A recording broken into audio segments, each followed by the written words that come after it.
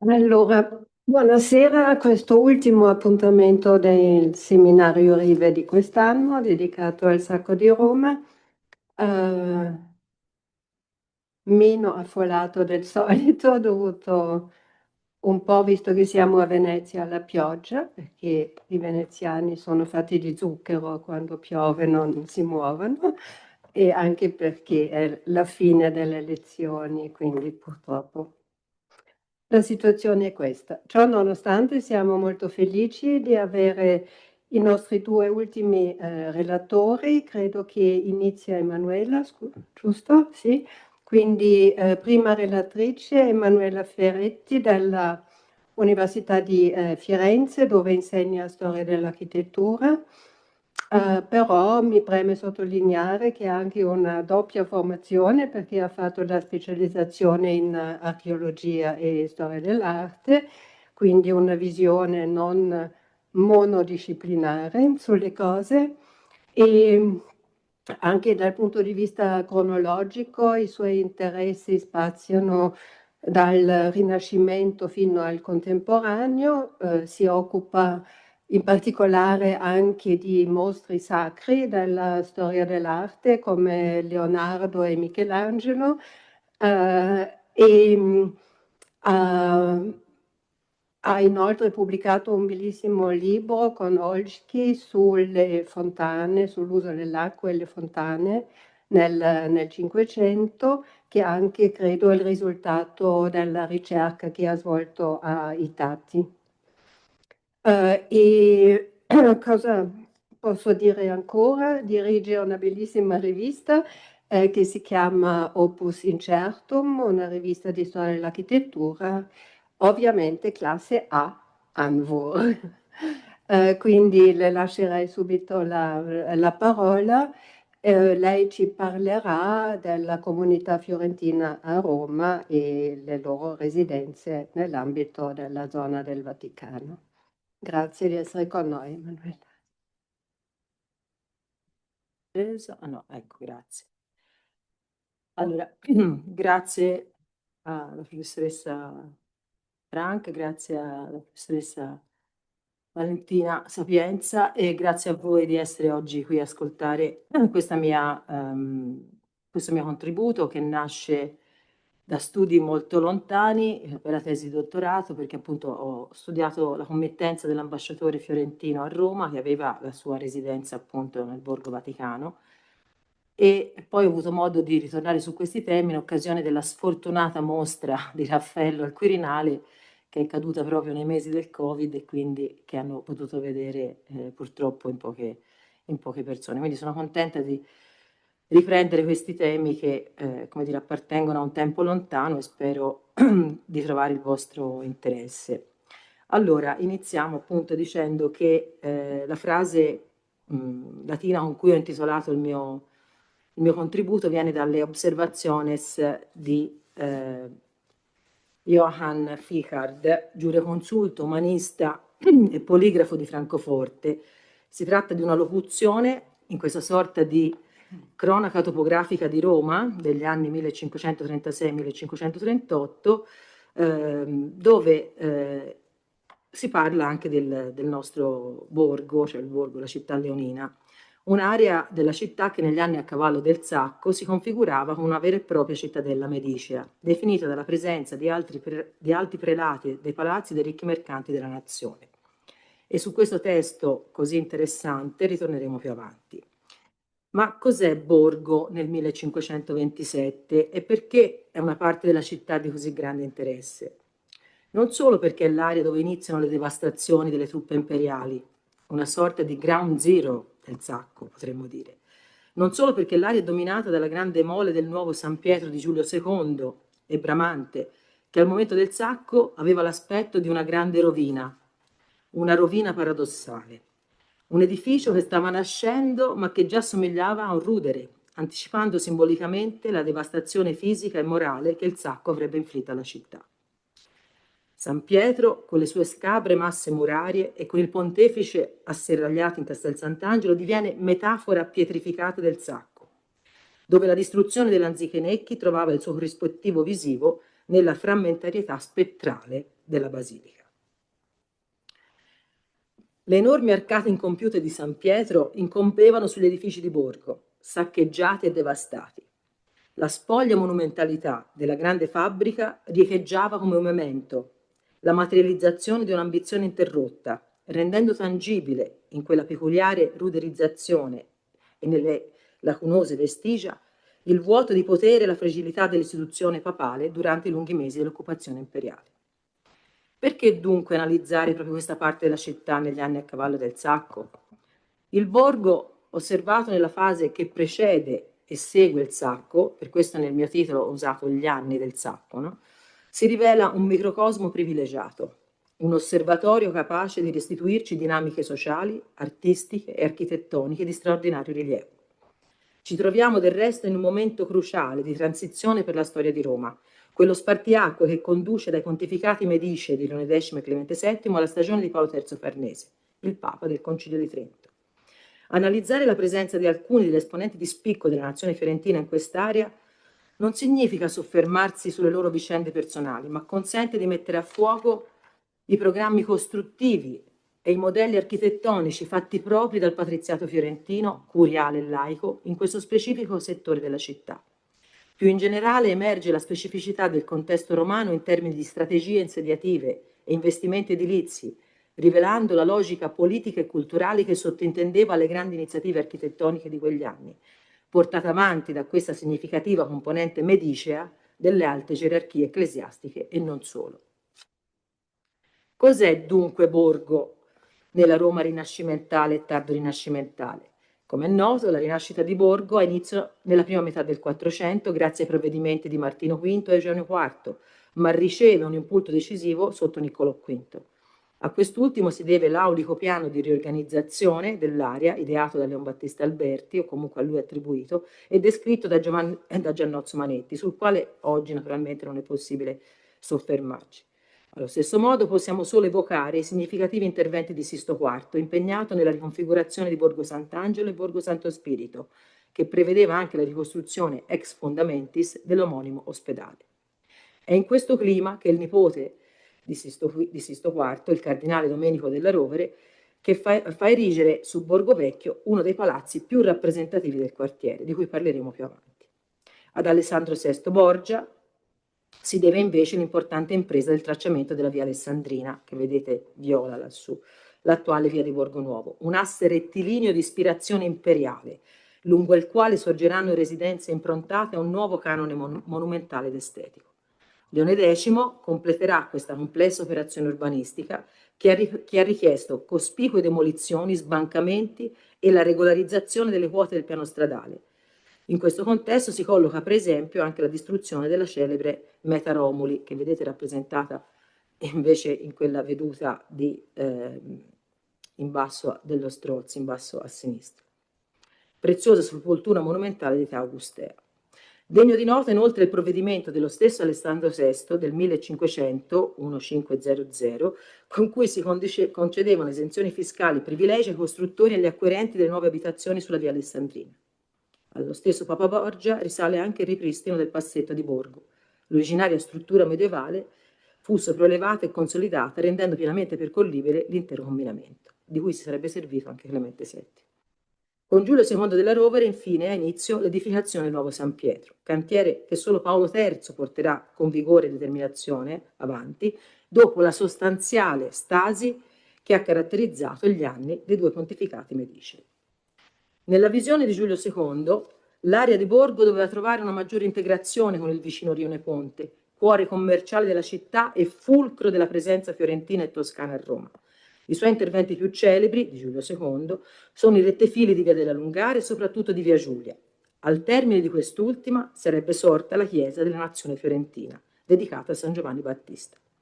Borgo e Ponte, quindi, dovevano essere uniti dal nuovo Ponte Giulio, progettato sulle rovine del cosiddetto Ponte Neroniano, ma rimasto un progetto interrotto, così come non vede la luce il grandioso progetto per i nuovi tribunali che vedete in giallo evidenziati. tribunali non realizzati, ma che hanno rappresentato a lungo un modello di edificio specialistico che avrà una grande fortuna nei secoli successivi, grazie ai disegni e alle testimonianze anche scritte. È proprio sotto i pontificati di Leone X e Clemente VII che la connessione tra i rioni Borgo e Ponte trova piena attuazione. In questa fase la riorganizzazione dell'articolato reticolo stradale, che insisteva sull'area dei banchi, culmina nella definizione del cosiddetto tridente di Ponte. Tale intervento, molto studiato a scala urbana, le cui premesse risalgono agli interventi di Sisto IV e Giulio II per trovare compimento sotto Paolo III, si configura come l'esito coerente di un piano volto a riconnettere organicamente le due rive del Tevere, saldando Borgo e Ponte in una compagine urbana unitaria.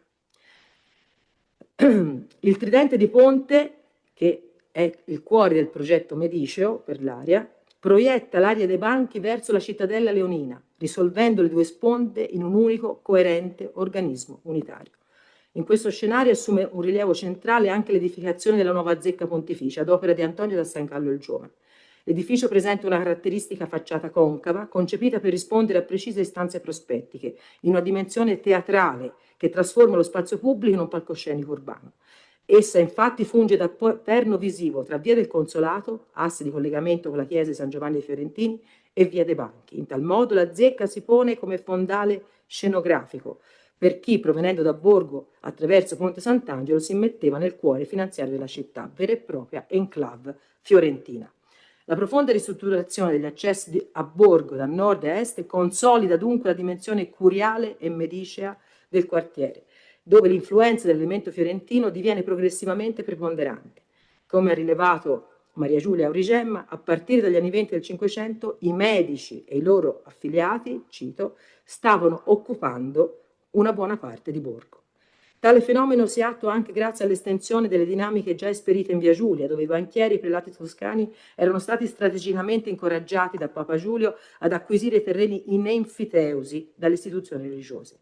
Questa prassi, anche alla base della lottizzazione del Campo Marzio, trova in Borgo una peculiare declinazione, avvalendosi della disponibilità di quei patrimoni fondiari, come quello dell'ospedale del Santo Spirito e quello del capitolo di San Pietro, posti sotto il diretto controllo pontificio. Al centro del rinnovamento di Borgo, infatti, si pone l'istituto dell'enfiteusi, a cui ho dedicato questa slide, un diritto reale che permetteva di scindere la proprietà in due sfere distinte. Da un lato il dominio diretto, che restava saldamente nelle mani delle istituzioni ecclesiastiche, come il capitolo di San Pietro, le quali mantenevano la titolarità del suolo, dall'altro il dominio utile, concesso all'enfiteusa. Questi non agiva come un semplice locatario, ma come un vero titolare di diritti sul bene, potendo alienare il proprio titolo, trasmetterlo agli eredi e di fatto esercitare una gestione assoluta del suolo e di quanto vi veniva edificato. Questa dinamica spiega perché i grandi committenti di Roma si siano mossi su binari diversi rispetto a Venezia o a Firenze. Le famiglie patrizie, curiali e laiche, anziché puntare alla piena proprietà, trovavano spesso nell'enfiteusi la chiave per investimenti che coniugavano esigenze di rappresentatività e ineludibili necessità di sicurezza. Tale istituto era del resto molto favorevole anche per i soggetti proprietari. Il fulcro di tutto era la clausola del miglioramento, un obbligo contrattuale che imponeva al concessionario l'innalzamento di fabbriche nobiliari di cospicua magnificenza o immobili da mettere a reddito interamente a proprie cure e spese. In questo modo quella era stata una prassi collaudata lungo l'asse di Via Giulia e Campomarzio diviene in Borgo il motore di un aulico rinnovamento urbano. Il privato contribuiva al decoro della città e in cambio otteneva il controllo di aree strategiche, come quella a ridosso di San Pietro, mentre la proprietà religiosa vedeva il proprio patrimonio rivalutato senza alcun esborso. Eppure, accanto a questi imponenti investimenti, persisteva il ricorso alla residenza in affitto. Non era una scelta di ripiego, ma una precisa strategia dettata dalla cronica instabilità della corte pontificia, un sistema dove l'ascesa o la rovina di una famiglia erano legate alla durata di un pontificato. L'affitto di suntuose dimore offriva una flessibilità strategica superiore all'immobilizzazione di capitali in proprietà definitive soggette a incertezza politica. Lo dimostra la vicenda emblematica del cardinale di Ravenna, l'aretino Benedetto Accolti. Il suo palazzo in Borgo Vecchio, dopo l'esproprio da parte di Paolo III, si troverà al centro di una querelle legale durata un decennio, prima di passare in affitto e poi in proprietà all'ambasciatore Medici o a Veraldo Serristori. Un esempio perfetto di come nella Roma del tempo la proprietà di beni immobili fosse una partita complessa, giocata tra diritto, magnificenza e instabilità e stabili equilibri di potere. L'indagine sulla geografia sociale di Borgo mette infine in luce una netta divergenza tra i caratteri della committenza architettonica delle famiglie fiorentine in patria e quelli esportati a Roma. Nella città dei papi le scelte costruttive non rispondevano esclusivamente a istanze di rappresentatività e prestigio, ma erano modellate dal complesso clima politico e finanziario della curia, sottoposto per sua natura, come già osservato, a rapidi e profondi sconvolgimenti. Esiste un documento pubblicato da Domenico Agnoli nel lontano 1894 e oggetto di numerose analisi e commenti che restituisce con grande efficacia la quantificazione demografica e la composizione sociale di Roma al tempo di Clemente VII.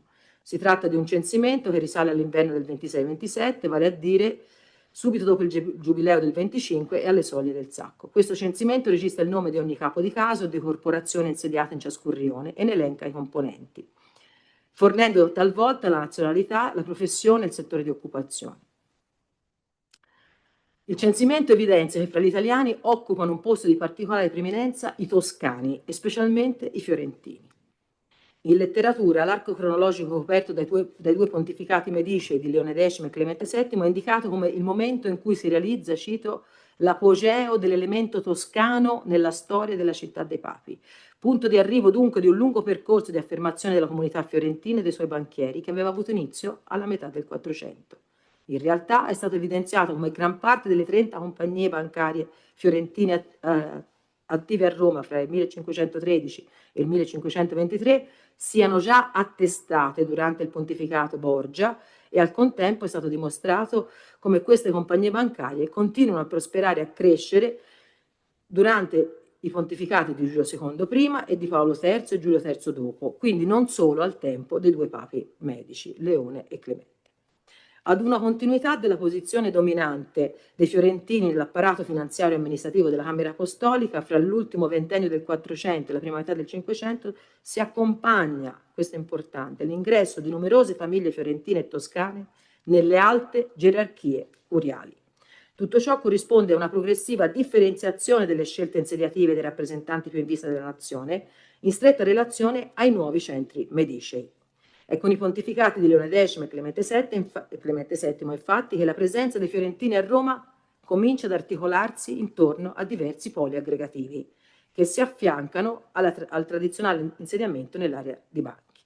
Già dal secondo decennio del Cinquecento, dunque, si pongono le basi del fenomeno che porterà, cito Mario Bevilacqua, alla sostanziale disgregazione dell'area tradizionalmente identificata con la comunità fiorentina nelle rione di Ponte, con la presenza dunque, e vedete lì i cerchietti rossi che si moltiplicano, con altri nuclei di fiorentini illustri in altre parti della città e in particolare in Borgo. A questo proposito si possono ricordare, questo è un lavoro certosino che probabilmente avrebbe bisogno di ulteriori approfondimenti, si possono ricordare numerosi edifici riferibili a esponenti di spicco della nazione al tempo del Sacco. Lo vedete, sono veramente numerosi i palazzi.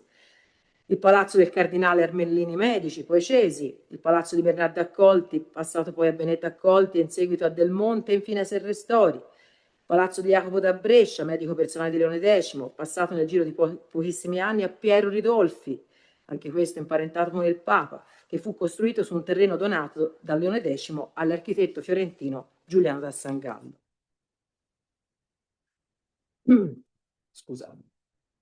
Altri toscani sono presenti in Borgo con le proprietà, come il cardinale Francesco Soderini, che aveva le proprie case da mettere a reddito su via Alessandrina, passata poi a Ridolfi, e poi possedeva anche una splendida villa sulle pendici del Gianicolo, colle simbolicamente legato al periodo della Roma Regia e quindi ai suoi re etruschi, come ha detto Claudia Conforti, il Gianicolo e il Colle dei Toscani, degli Etruschi. E ancora il cardinale Giovanni Gaddi, residente su via Alessandrina fino al 1525, passato poi a Piero Strozzi, e poi il cardinale Pucci e via, fino ancora alla villa di Baldassarre Turini da Pescia, proprio sulle pendici del Gianicolo, i cui lavori furono interrotti dal Sacco e che tiene nelle sue decorazioni interne, come sapete, ancora i segni delle devastazioni imperiali.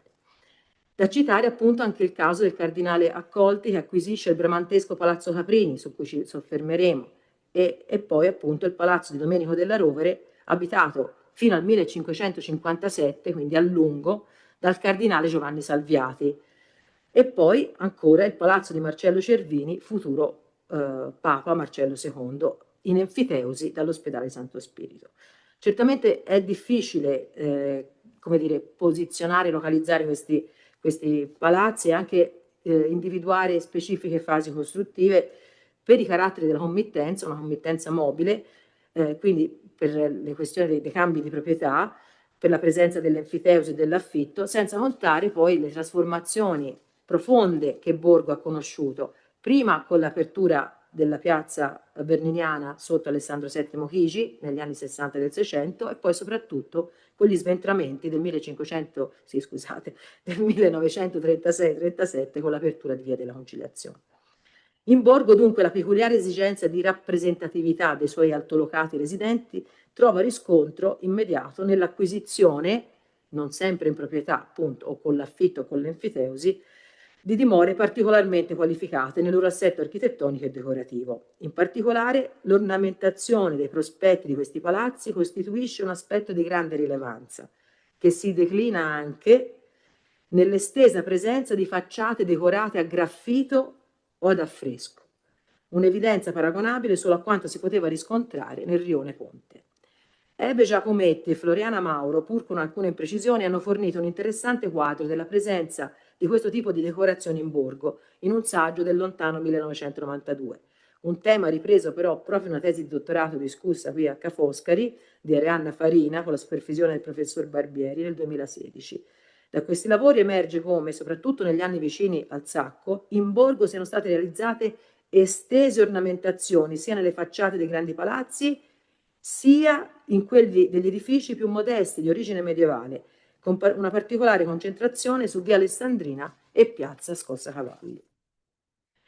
Detto questo, possiamo soffermarci appunto su due auliche dimore, la cui storia negli anni del Sacco si intreccia strettamente con quelle della nazione fiorentina, e da questo punto di vista questa fase di questi celeberrimi palazzi attende ancora mirati approfondimenti archivistici. Vorrei iniziare con Palazzo Caprini, notissimo. Palazzo Caprini, non più esistente, è stato progettato, lo sapete tutti, da Donato Bramante, realizzato tra il 1501 e il 1510 per Adriano Caprinis, alto funzionario della Curia Apostolica e familiare dei due pontefici medicei. Successivamente è divenuto celebre come dimora di Raffaello, che l'acquista nel 1517 per entrare poi in possesso del cardinale aretino Piero Accolti, che lo deteneva al tempo del Sacco e lo ha detenuto fino ai primi anni del pontificato di Paolo III Farnese. Questo palazzo rappresenta uno snodo cruciale nella storia dell'architettura rinascimentale, come sapete, nonostante la sua successiva integrazione nel Palazzo dei Convertenti ne abbia alterato irreversibilmente l'assetto originale. Palazzo dei Convertenti, peraltro, che è stato distrutto con l'apertura di Via della Conciliazione per essere poi ricostruito in una posizione leggermente diversa da quella originaria. La planimetria dell'area in questa slide, molto nota, risalente alla metà del Seicento, restituisce appieno la posizione privilegiata di Palazzo Caprini Accolti lungo la via Alessandrina e dimostra come la configurazione della sua facciata, nota grazie all'incisione di Antonio Laferri del 1549, ne valorizzasse tale significativa ubicazione, facendone una vera e propria quinta scenografica, un fondale ideale per le numerose cerimonie che si svolgevano lungo questa strada neoimperiale, prima fra tutte la cavalcata del trionfale possesso, ovvero l'itinerario che il nuovo pontefice, dopo la sua elezione, compiva da San Pietro per raggiungere il Laterano.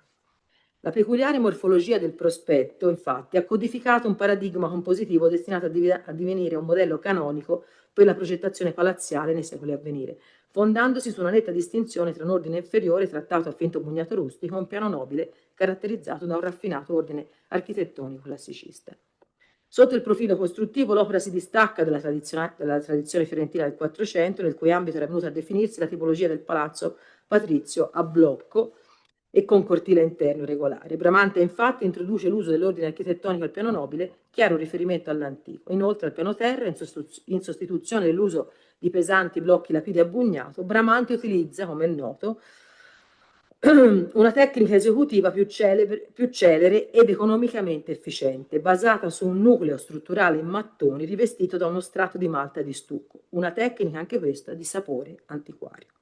Questa speciale malta, arricchita con polvere di marmo, veniva sapientemente incisa e modellata per simulare la consistenza e le giunture della pietra, restituendo una concezione monumentale che privilegiava l'efficacia del disegno e delle proporzioni rispetto alla natura materica del bugnato reale e valorizzando al contempo tecniche esperite nell'architettura effimera e nelle scene teatrali, di cui Bramante è stato grande sperimentatore. L'articolazione del piano terra deputato a ospitare botteghe si integrava armoniosamente con l'aulicità del livello superiore, dove semicolonne doriche abbinate sostenevano la relativa trabeazione. Elemento di particolare interesse è l'adozione del bugnato a piatta banda sopra le aperture delle botteghe, una soluzione che contribuiva ad accrescere la potenza visiva della facciata e il gradiente del suo decoro. Si può infine ricordare, e questo mi pare un elemento interessante, che sulla parte superiore del prospetto, alla fine dell'Ottocento, erano ancora visibili tracce di un antico ornamento a graffito, dato non approfondito sufficientemente dalla copiosa storiografia sul palazzo, ma che potrebbe suggerire la presenza di ulteriori articolate decorazioni con una significativa, dunque, variazione dell'immagine del prospetto, cristallizzata appunto da questa incisione e poi dalla letteratura. Un prospetto dunque ancora più ornato di quanto ci restituisce la Fleury? La domanda rimane aperta. Un tema non ancora trattato adeguatamente, ma ben noto anche questo all'erudizione tardo-ottocentesca, è il sopra ricordato passaggio di Palazzo Caprini al cardinale Accolti, familiare di Leone X, che lo acquista nell'autunno del 1520, dai due esecutori testamentari di Raffaello, ovvero Giovan Battista Brancogno dell'Aquila e Baldassare Turini da Pesce. Gli Accolti, come ho già detto, terranno a lungo il palazzo, che passerà poi alla Camera Apostolica e quindi di nuovo a un altro aretino, stavolta Baldovino del Monte, fratello di Giulio III. Del Monte subirà l'esproprio del palazzo da parte di Paolo IV Carafa, quindi vedete questi palazzi hanno dei destini molto, molto difficili per debiti non saldati dallo stesso Baldovino. Tutta questa fase, quindi la fase per cui per 20 anni è stato dell'Accolti e i 7-8 anni che l'ha tenuto Baldovino del Monte, che comunque era un grande committente, sono tutti come dire, anelli di una catena ancora da precisare. Se consideriamo che gli Accolti, famiglia aretina, di cui proprio il cardinale di Ravenna è una figura centrale, in quanto diverrà addirittura il rappresentante di Carlo V a Firenze. Negli anni di pontificati di Leone X e Clemente VII si trovano ad avere ben 3 palazzi in borgo.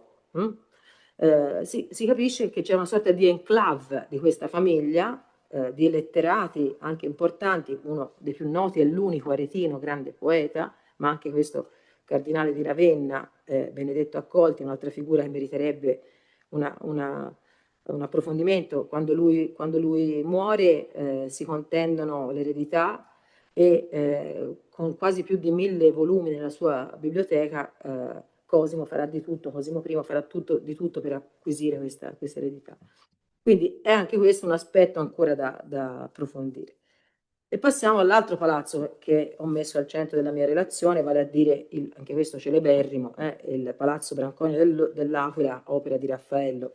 L'abate Giovan Battista Brancogno dell'Aquila, influente consigliere artista di Leone X, decide di costruire la propria dimora nella parte centrale di borgo, su un terreno appartenente al priorato dei Cavalieri di Rodi.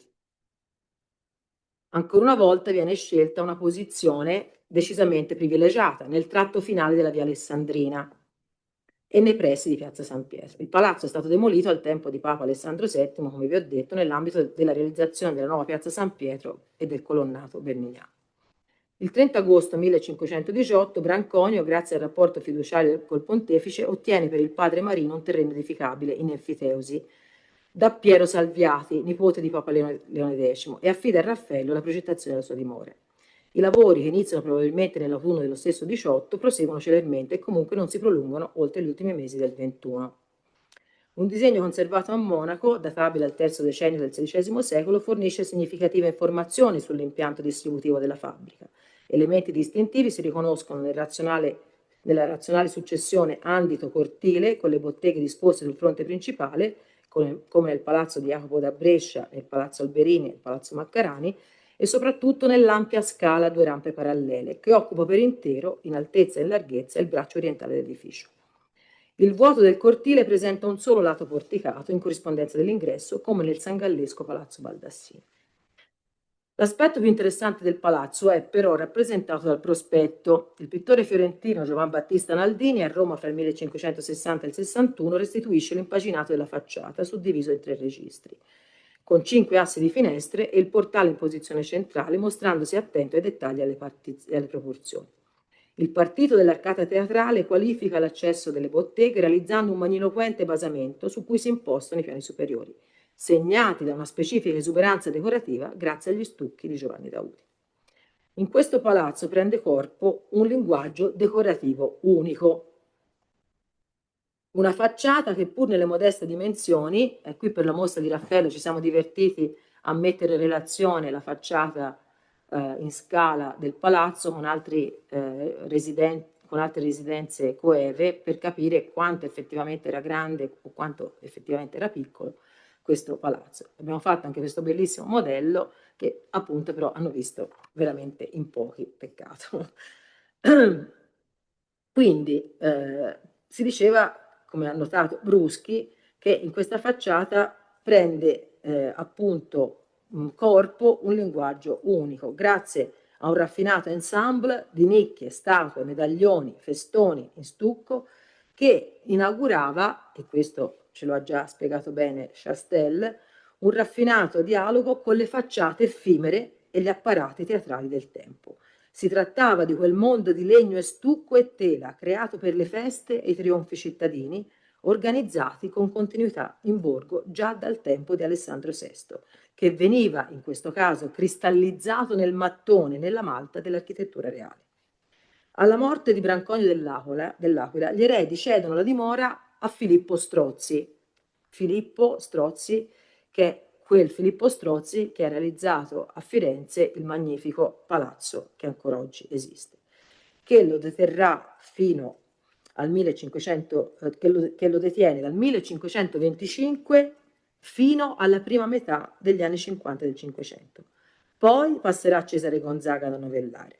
Quest'ultimo promuove una serie di opere nella fabbrica, ancora da precisare nel loro insieme, ma che si declinano in lavori di sistemazione, un ripristino forse del fronte principale, ripristino probabilmente legato alla deperibilità dei materiali utilizzati, ma forse anche per la mancanza di interventi manutentivi negli anni a cavallo del Sacco, o forse anche per i danni subiti proprio durante il Sacco. Il palazzo dai Gonzaga entra nella proprietà di Baldovino del Monte, che abbiamo già incontrato prima, fratello di Papa Giulio III. Nel 1561 il palazzo poi diviene proprietà dei pisani del pisano Girolamo Ceuli, e anche a Ceuli si devono altri lavori interni e addirittura la sopraelevazione del quarto lato sul cortile. Cioè, questo per dire che quando si studia palazzi così importanti, evidentemente bisognerebbe seguirne la vita anche dopo la progettazione e quindi non legarli soltanto al nome dell'architetto che li ha progettati, ma cercare di capire poi come questi palazzi vivono come proseguono la propria vita nel corso del tempo. Quindi questa architettura, soprattutto questo prospetto, secondo Bruschi, incarna una precisa via medicea all'architettura romana negli anni del Sacco, che combina elementi dell'architettura reale con quelli tipici dell'architettura effimera. Il saccheggio delle soldatesche imperiali in borgo nei primi mesi del Sacco dunque ha avuto come fondale i prospetti di questi sontuosi palazzi, alcuni dei quali divenuti addirittura il loro acquartieramento. Pochi anni dopo questi palazzi sarebbero divenuti l'aulica scenografia per la parte finale del trionfo di Carlo V a Roma nel 1536, episodio simbolico che avrebbe sancito la definitiva riconciliazione fra papato e impero. E torniamo dunque al nostro Johann Fichard, con cui ho aperto la relazione. L'erudito tedesco scrive un resoconto in latino dedicato al suo viaggio in Italia, svolto in giovane età, fra il 1536 e il 1538, oggi perduto e sarebbe rimasto del tutto ignoto se l'ultimo esponente della famiglia non lo avesse pubblicato integralmente nel 1815. L'opera è stata tradotta, scusate, e pubblicata nel 2011 con la curatela di Agnese Fantozzi. L'arrivo del giureconsulto a Roma, datato secondo la tradizione nel 1536, si colloca in una fase storica di profonda ridefinizione politica e simbolica della città. Tale data assume un rilievo peculiare. A meno di un decennio dal sacco, evento che ha segnato la fine di un'epoca, o comunque l'acmè di un percorso critico per Roma, è testimone, come appena ricordato, della solenne riconciliazione fra il papato e l'impero, fra Paolo III e Carlo V. In un breve arco temporale, quindi, la figura dell'imperatore subisce una significativa metamorfosi ideologica, trasformandosi da sovrano fortemente ostile all'azione politica di Clemente VII a strenuo difensore della cristianità contro la minaccia ottomana con Paolo III. Il trionfo di Carlo V è stato oggetto di numerosi approfondimenti e le valenze propagandistiche dell'itinerario romano dell'imperatore, ovvero la rinascita della città come erede della grandezza di Roma antica, sono ben colte anche nella narrazione del nostro Ficard meglio. Quindi il giroconsulto ci offre una testimonianza diretta di cosa è stato realizzato dal pontefice nell'occasione del trionfo, menzionando per esempio, questo è interessante, il celebre arco in legno e stucco eretto in piazza San Marco, di cui ne rileva lo stato di degrado causato dall'esposizione agli agenti atmosferici. Nonostante questi segnali di ripresa, la Roma restituita dalla narrazione di Ficard conserva ancora quell'aspetto di decadenza monumentale che aveva ispirato, secoli prima, l'elegia di Ildeberto di Lavardin, para tibi Roma nilcum si prope tota ruina, eccetera, eccetera, riassunta poi nella Roma quanta fuit ipsa ruina doce da Serlio, nel terzo libro del suo trattato 1540. Questa peculiare visione della città ha come contraltare gli splendidi disegni di Martin van Heemskerk, di cui una pregevole selezione, come sapete, è in mostra a Roma in questi giorni fino al 7 giugno all'Istituto Centrale per la Grafica. Le osservazioni del nostro giureconsulto tedesco si offrono dunque come la testimonianza ideale di un momento di soglia. È lo sguardo di un umanista che affida alla narrazione il faticoso tentativo della città di ricomporre il proprio ordine monumentale, lasciando però trapelare la percezione che la stagione dell'età dell'oro medicea appartenga ormai a un passato irrecuperabile. La città appariva infatti come un tessuto urbano frammentario dove l'abitato occupava solo una minima frazione dello spazio racchiuso dalle mura, alternandosi a vaste aree rurali, orti e vigne. Le stratificazioni, gli sconvolgimenti dei secoli avevano reso la topografia antica quasi indecifrabile. Non così era l'area interna di Borgo, evidentemente, fatto salvo il grande cantiere di San Pietro, come già ricordato, fermo sostanzialmente dal 1524. La peculiare rilevanza del resoconto dell'umanista risiede in prima istanza nella sua capacità di cristallizzare un'organica testimonianza testuale del tessuto urbano, in una precisa fase storica. Pur manifestando una spiccata sensibilità antiquaria, egli non tralascia di rivolgere un'attenta osservazione agli interventi di sistemazione urbanistica moderna. Dalla narrazione dell'autore, come ha notato acutamente Giovanni Mazzaferro, emerge una chiara dicotomia spaziale tra due aree contigue ma distinte. Il polo monumentale antico, comprensivo del Campidoglio, Foro, Colosseo, Terme di Caracalla, e dall'altra parte l'area moderna, gravitante lungo l'Ansa del Tevere e proiettata verso la sponda destra in direzione della città leonina, Borgo appunto. Tale ripartizione, tuttavia, deve essere interpretata secondo criteri di relatività storica. Emblematico è il ruolo del Pantheon, individuato dall'umanista quale baricentro della Roma moderna. È proprio dalla sommità dell'area dell'edificio adrianeo che l'umanista conduce un'osservazione sinottica dell'urbe, finalizzata a porre in relazione la topografia contemporanea con le descrizioni delle regioni augustee, da cui traevano origine i rioni. Egli definisce il proprio percorso urbano ricollegandosi dichiaratamente alla tradizione degli studi sulla topografia romana. Fin dall'inizio egli riconosce il proprio debito verso la letteratura umanistica precedente, attingendo ai riferimenti più autorevoli del Cinquecento, dalle analisi di Pomponio Leto e Flavio Biondo fino al progetto di restituzio antiquaria di Fabio Calvo e Raffaello, espresso nella nota lettera a Leone X. Più specificatamente, il nostro testo si pone come completamento all'opera di Marliani. Se Marliani si occupa della ricostruzione filologica del passato, l'umanista dedica la sua attenzione alla dimensione fenomenologica della città moderna, creando un continuo dialogo tra le due prospettive, quella antiquaria e quella contemporanea. Sono molti coloro che hanno delineato la topografia dell'antica Roma negli anni passati, ci dice l'umanista, ma in particolare tra tutti Giovanni Bartolomeo Marliani, patrizio milanese, il quale ha scritto molto recentemente in modo assai accurato, giacché sono soddisfatto dell'opera di quelli per il quale riguarda l'aspetto antico della città, ho voluto qui di seguito fissare nella memoria soltanto le attuali piante e condizioni, gli antichi edifici o i templi e infine tutte le rovine che rimangono oggigiorno e che si visitano e si riconoscono come con sicure attribuzioni. L'espressione attuale piante e condizioni costituisce il fulcro metodologico del testo. Il suo approccio si discosta dalla pura speculazione antiquaria per configurarsi come una ricognizione puntuale dello spazio urbano al 1536. L'interesse dell'autore non risiede nella ricostruzione ideale del passato, bensì nella documentazione materiale delle rovine e della presenza antropica moderna, con un approccio simile appunto a quello già citato di Martin van Heemskerk.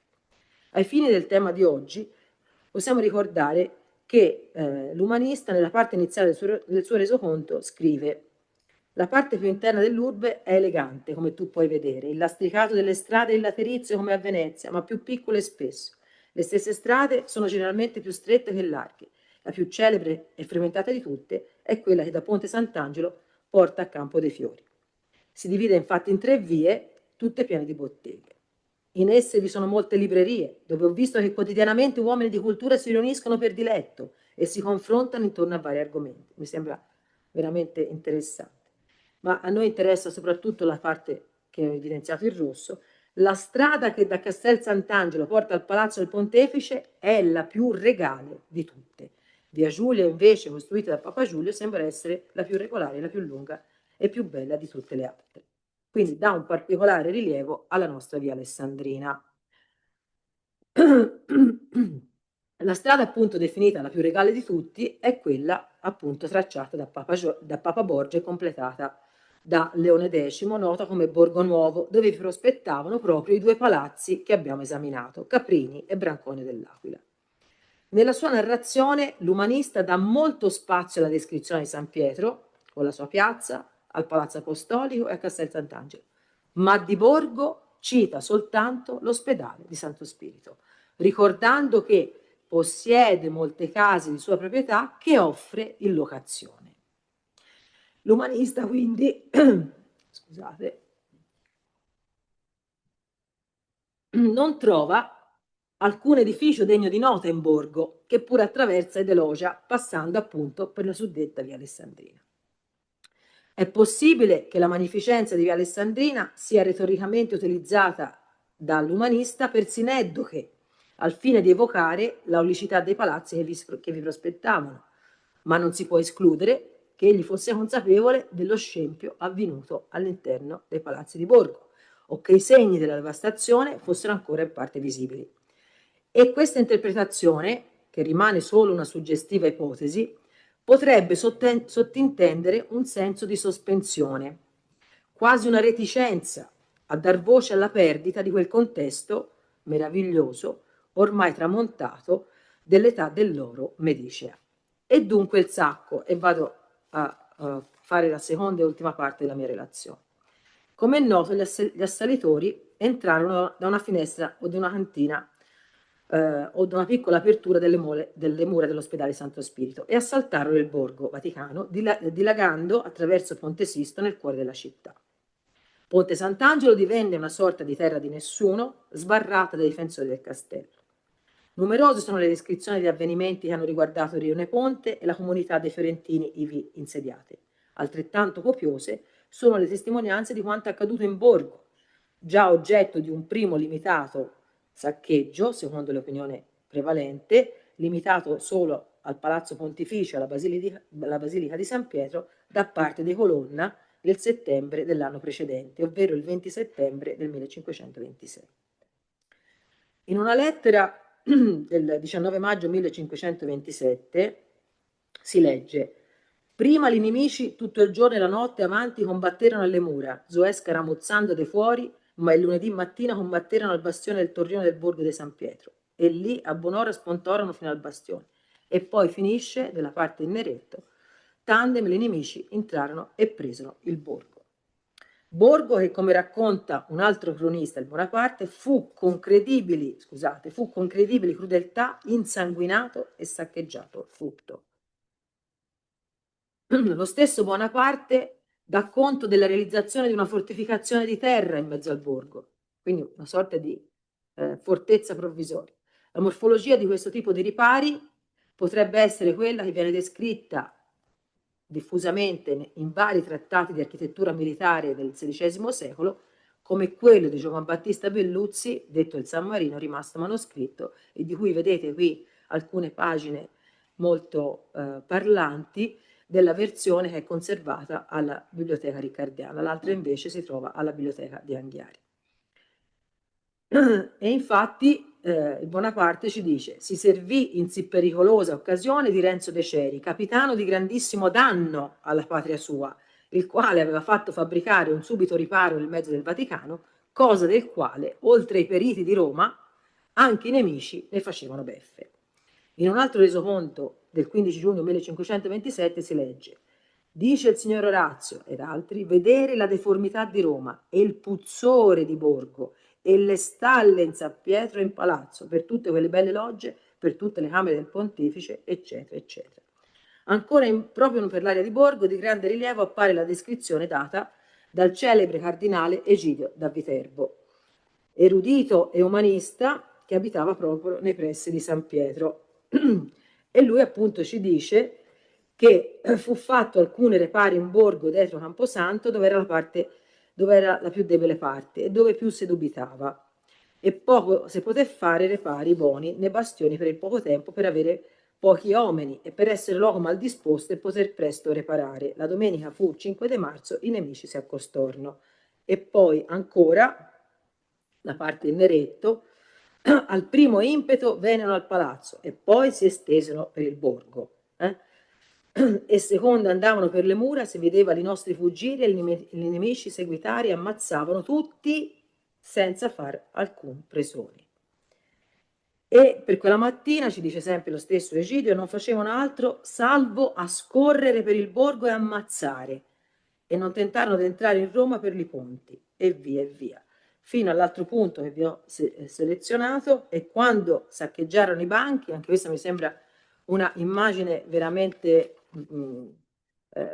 come dire, molto triste, gittarono per le finestre in la strada i libri e altre scritture di importanza. Et da Castello, cioè Castel Sant'Angelo, si vedeva la strada dei banchi fino alla zecca coperta da scritture, che pareva fosse fiocato, cioè nevicato. Quindi ci immaginiamo tutto il tridente di Ponte e tutta l'area di banchi coperta di questa marea di carta, che pareva appunto ci fosse stata una nevicata. E per fortuna, quando vennero i colonnesi al settembre passato e saccheggiarono il borgo, furono fatte molte secrete nelle case, nei monasteri e per le chiese nelle grotte, e per essere fatte de novo si giudica che quasi tutte siano state trovate e scoperte ut sopra. E ancora il celebre Guicciardini: vedevasi allora i sontuosi palazzi dei cardinali e le superbe abitazioni del pontefice, le tanto devote chiese di pietra e pagolo, la delicata cappella del Papa e Santa Santorum e gli altri luoghi sacri, già pieni di tante plenarie indulgenze e reverende reliquie, essere al presente stalle di cavalli, postriboli di concubine tedesche e spane. Altro aspetto rilevante è il fatto che i lanzichenecchi si stanziarono per molte settimane in borgo, facendone il luogo dove conservare quanto saccheggiato e occupando alcuni dei grandi palazzi presenti nell'area. Nella relazione di un ecclesiastico del 12 maggio, quindi a pochi giorni di distanza dall'ingresso devastante in borgo, viene ricordato che le porte di Roma stanno aperte, né vi esser guardie ed essere in facoltà di ognuno da entrare osì per esservi ridotte detta gente, e fatte forte nel borgo di Val del Tevere, dove hanno tutto il tesoro e bottino fatto. Nonostante le diverse interpretazioni stratificatesi sulla consistenza delle distruzioni seguite al sacco, tra cui le acute riflessioni di Claudio Conforti che ne ridimensiona l'impatto sulla maggior parte dei grandi edifici della città, in realtà per Borgo sono documentati danni ingenti ai palazzi e in particolare sono documentati questi danni al Palazzo Armellini Medici e al Palazzo della Rovere Salviati, cioè quelli più vicini all'ospedale Santo Spirito e quindi oggetto dei primi ingressi delle truppe. E detto questo, resta il dubbio su cosa sia accaduto alle altre raffinate dimore, come quelle appunto di Palazzo Caprini e di Palazzo Branconio, che avevano fra l'altro un apparato decorativo particolarmente fragile. Ma soltanto appunto l'approfondimento degli studi potrà portare nuove acquisizioni su questo specifico aspetto. Vorrei concludere ampliando un'osservazione più volte presentata nel corso di questa relazione, cioè fra l'apparentamento concettuale e anche materico fra le decorazioni delle facciate di questi palazzi e il fatto che queste aree fossero scenario frequente di apparati, ingressi trionfali, eccetera, quindi un caso esemplare di quella connessione concettuale che Chastel ben ha messo in evidenza fra la decorazione delle facciate e gli apparati effimeri, come una sorta di osmosi fra i due ambiti architettonici e decorativi. Proprio infatti i due palazzi, Caprini e Accolti, e sto concludendo davvero, unitamente ad altri edifici presenti in borgo, erano caratterizzati appunto da ricche ornamentazioni che per decoro e materiali richiamavano i fastosi apparati effimeri tipici di feste, parate o trionfi. In occasione del sacco, molti di questi aulici edifici vengono occupati dalle soldataglie e declassati a stalle o lupanari. Tale ossimorica trasformazione avrebbe ben potuto alimentare un versante specifico dell'immaginario di poeti e cronisti del sacco, ovvero quello che Vincenzo De Caprio ha messo a fuoco come peculiarmente orientato a cogliere e restituire aspetti non solo tragici, ma soprattutto grotteschi e dissacranti di tali componimenti e narrazioni. Come evidenziato ancora da De Caprio, infatti, nella vasta produzione letteraria legata al sacco si configura un repertorio di immagini di profonda drammaticità, in cui l'umano e il divino appaiono parimenti travolti. In questo contesto, nota ancora lo studioso, la drammaticità si manifesta con tratti di un tragico carnevalesco, fondato sul capovolgimento delle gerarchie e sulla logica del mondo alla rovescia. La Roma dei Pontefici, che con architetture come quelle sopra richiamate aveva dato forma alla nuova età dell'oro medicea, cessa di essere caput mundi per trasformarsi, secondo la tagliente definizione di Pietro Aretino, in coda mundi. I prospetti aulici fossero stati realizzati con le preziose tecniche della malta di stucco o mediante il raffinato inganno della pittura, durante il sacco si trovarono a essere fondali di una messa in scena tragica, informata appunto da un processo di carnivalizzazione secondo la categoria critica espressa da Mikhail Bakhtin. Proprio a questo proposito De Caprio cita i versi che seguono. Gli episcopi, prelati e cardinali, sta fiero Orsono, che il ciel questo li presta pel tempo che han dormito i breviari. Gli lanciamanni con cappelli in testa, gli rocchetti indosso, gli imperiali dan la benedizione per scherno e festa. Un cardinal vivo al tempio portando, per stallo in sbarca e le reliquie cantando. Lo stesso De Caprio commenta con queste parole il sopracitato componimento. Cito: mi pare che nei versi di questo lamento anonimo sia efficacemente rappresentata e quella dimensione carnivalesca del sacco che affiora ripetutamente dalle cronache come dai testi letterari, e il senso profondo che veniva colto in questo carnevalesco. Il sacco dunque è un rovesciamento. Fine citazione. Si compie così un radicale sovvertimento simbolico, in cui il contrasto tra l'aulicità dell'architettura medicea da un lato e la violenza dell'occupazione dall'altro genera un'atmosfera di deformazione grottesca. E la vicenda di Borgo nel Sacco di Roma potrebbe ben essere innestato vivido palcoscenico. In questo scenario, dunque, la rappresentatività del linguaggio architettonico classicista non viene semplicemente distrutta, ma è trascinata in una dimensione tragica e distorta, dove la nobiltà dell'architettura e la miseria del saccheggio convivono forzatamente secondo la logica, appunto, del mondo alla rovescia. Grazie per la vostra attenzione.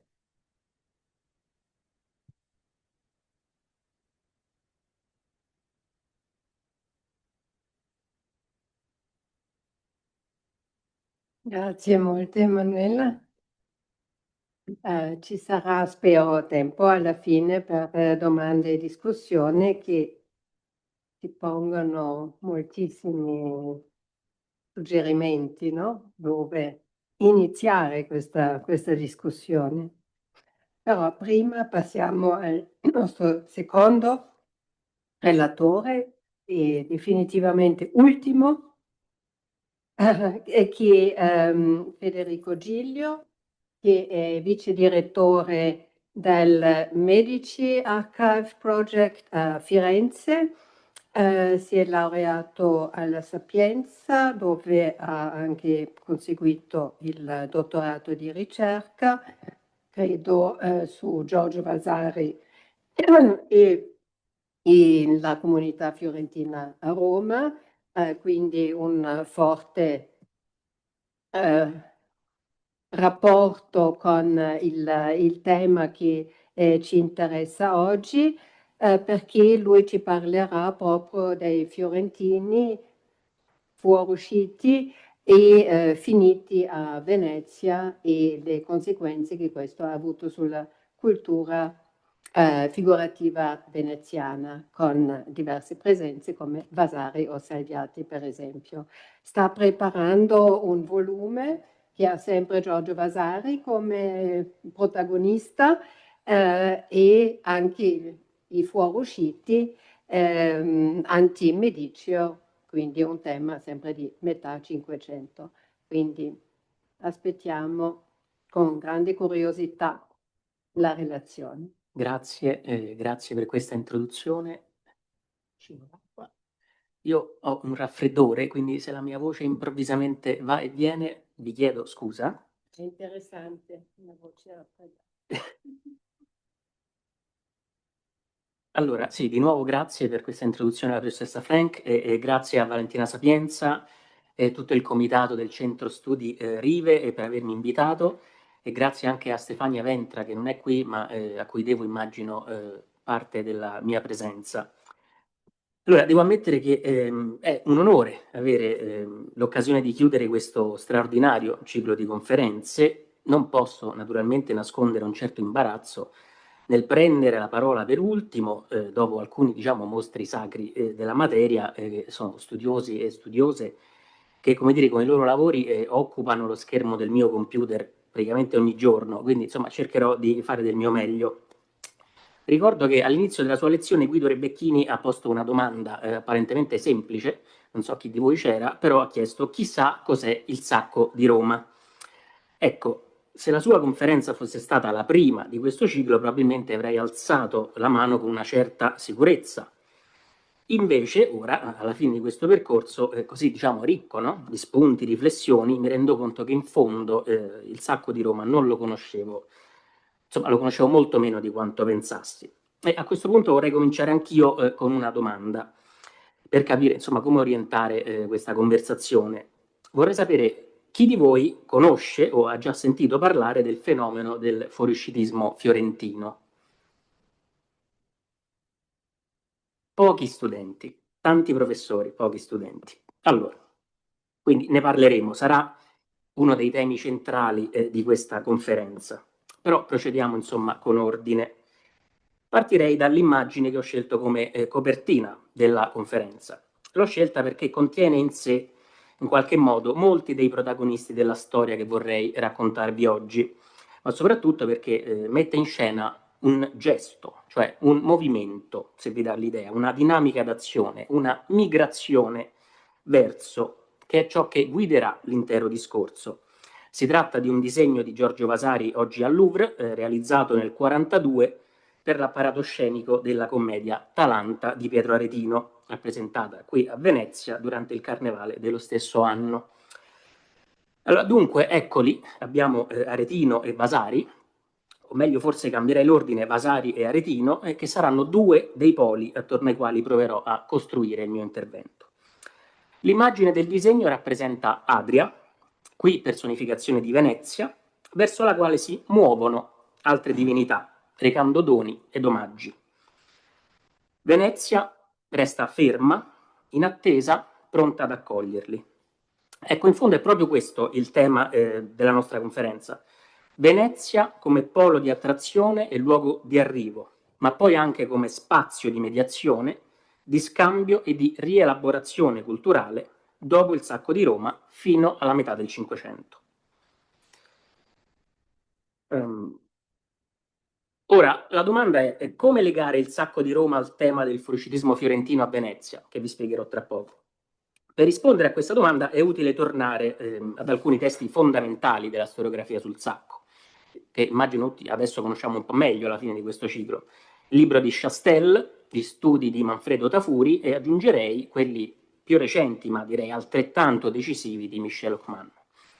In tutti e tre i casi Venezia compare come un luogo di rifugio, di transito e di approdo per artisti, letterati, mercanti, architetti e intellettuali dopo la grande tragedia del 1527. Chastel offre uno spunto fondamentale, concentrandosi soprattutto su coloro, in larga parte artisti fiorentini, che si recarono a Venezia nei mesi immediatamente successivi al sacco. Tafuri invece insiste maggiormente sulle ricadute politico-architettoniche, le chiamerei, anch'esse cronologicamente vicine all'evento. E però Hoffman, mi pare, a compiere un passaggio decisivo per il discorso che vorrei proporvi oggi. Nel suo saggio, infatti, l'orizzonte cronologico delle conseguenze culturali del sacco si allarga fino agli anni 40, con l'arrivo a Venezia di due pittori toscani, tra gli altri, Francesco Salviati e Giorgio Vasari, il primo nel 39 e il secondo alla fine del 41. E insomma sarà questa la linea interpretativa che intendo seguire, considerare cioè il sacco di Roma non soltanto come un evento traumatico e circoscritto, ma proprio come il principio generatore di una fase storica, politica, culturale e aggiungerei anche migratoria, che trova, a mio avviso, uno dei suoi momenti più significativi proprio all'inizio degli anni 40. Ora, è evidente che senza il sacco di Roma non ci sarebbe stata, almeno in questi termini, la Seconda Repubblica Fiorentina. E senza la Seconda Repubblica Fiorentina non ci sarebbe stato nemmeno il fenomeno del fuoriuscitismo repubblicano, per come lo conosciamo o non lo conosciamo oggi. Provo insomma a riassumere molto rapidamente una vicenda molto più complessa. Prima del sacco Firenze era di fatto sotto il controllo dei Medici, o meglio di Clemente VII, il cui potere si esercitava in città attraverso la figura del cardinale Silvio Passerini, reggente in nome dei due giovani esponenti della famiglia, Alessandro e Ippolito de' Medici. Quando poi Roma fu invasa, saccheggiata e Clemente VII venne catturato e umiliato dalle truppe imperiali di Carlo V, a Firenze si aprì improvvisamente uno spazio politico.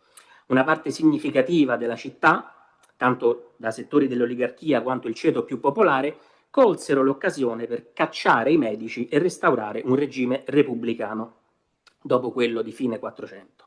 Nasce così la cosiddetta Seconda Repubblica Fiorentina. Naturalmente sto semplificando, ma il punto che ci interessa è questo.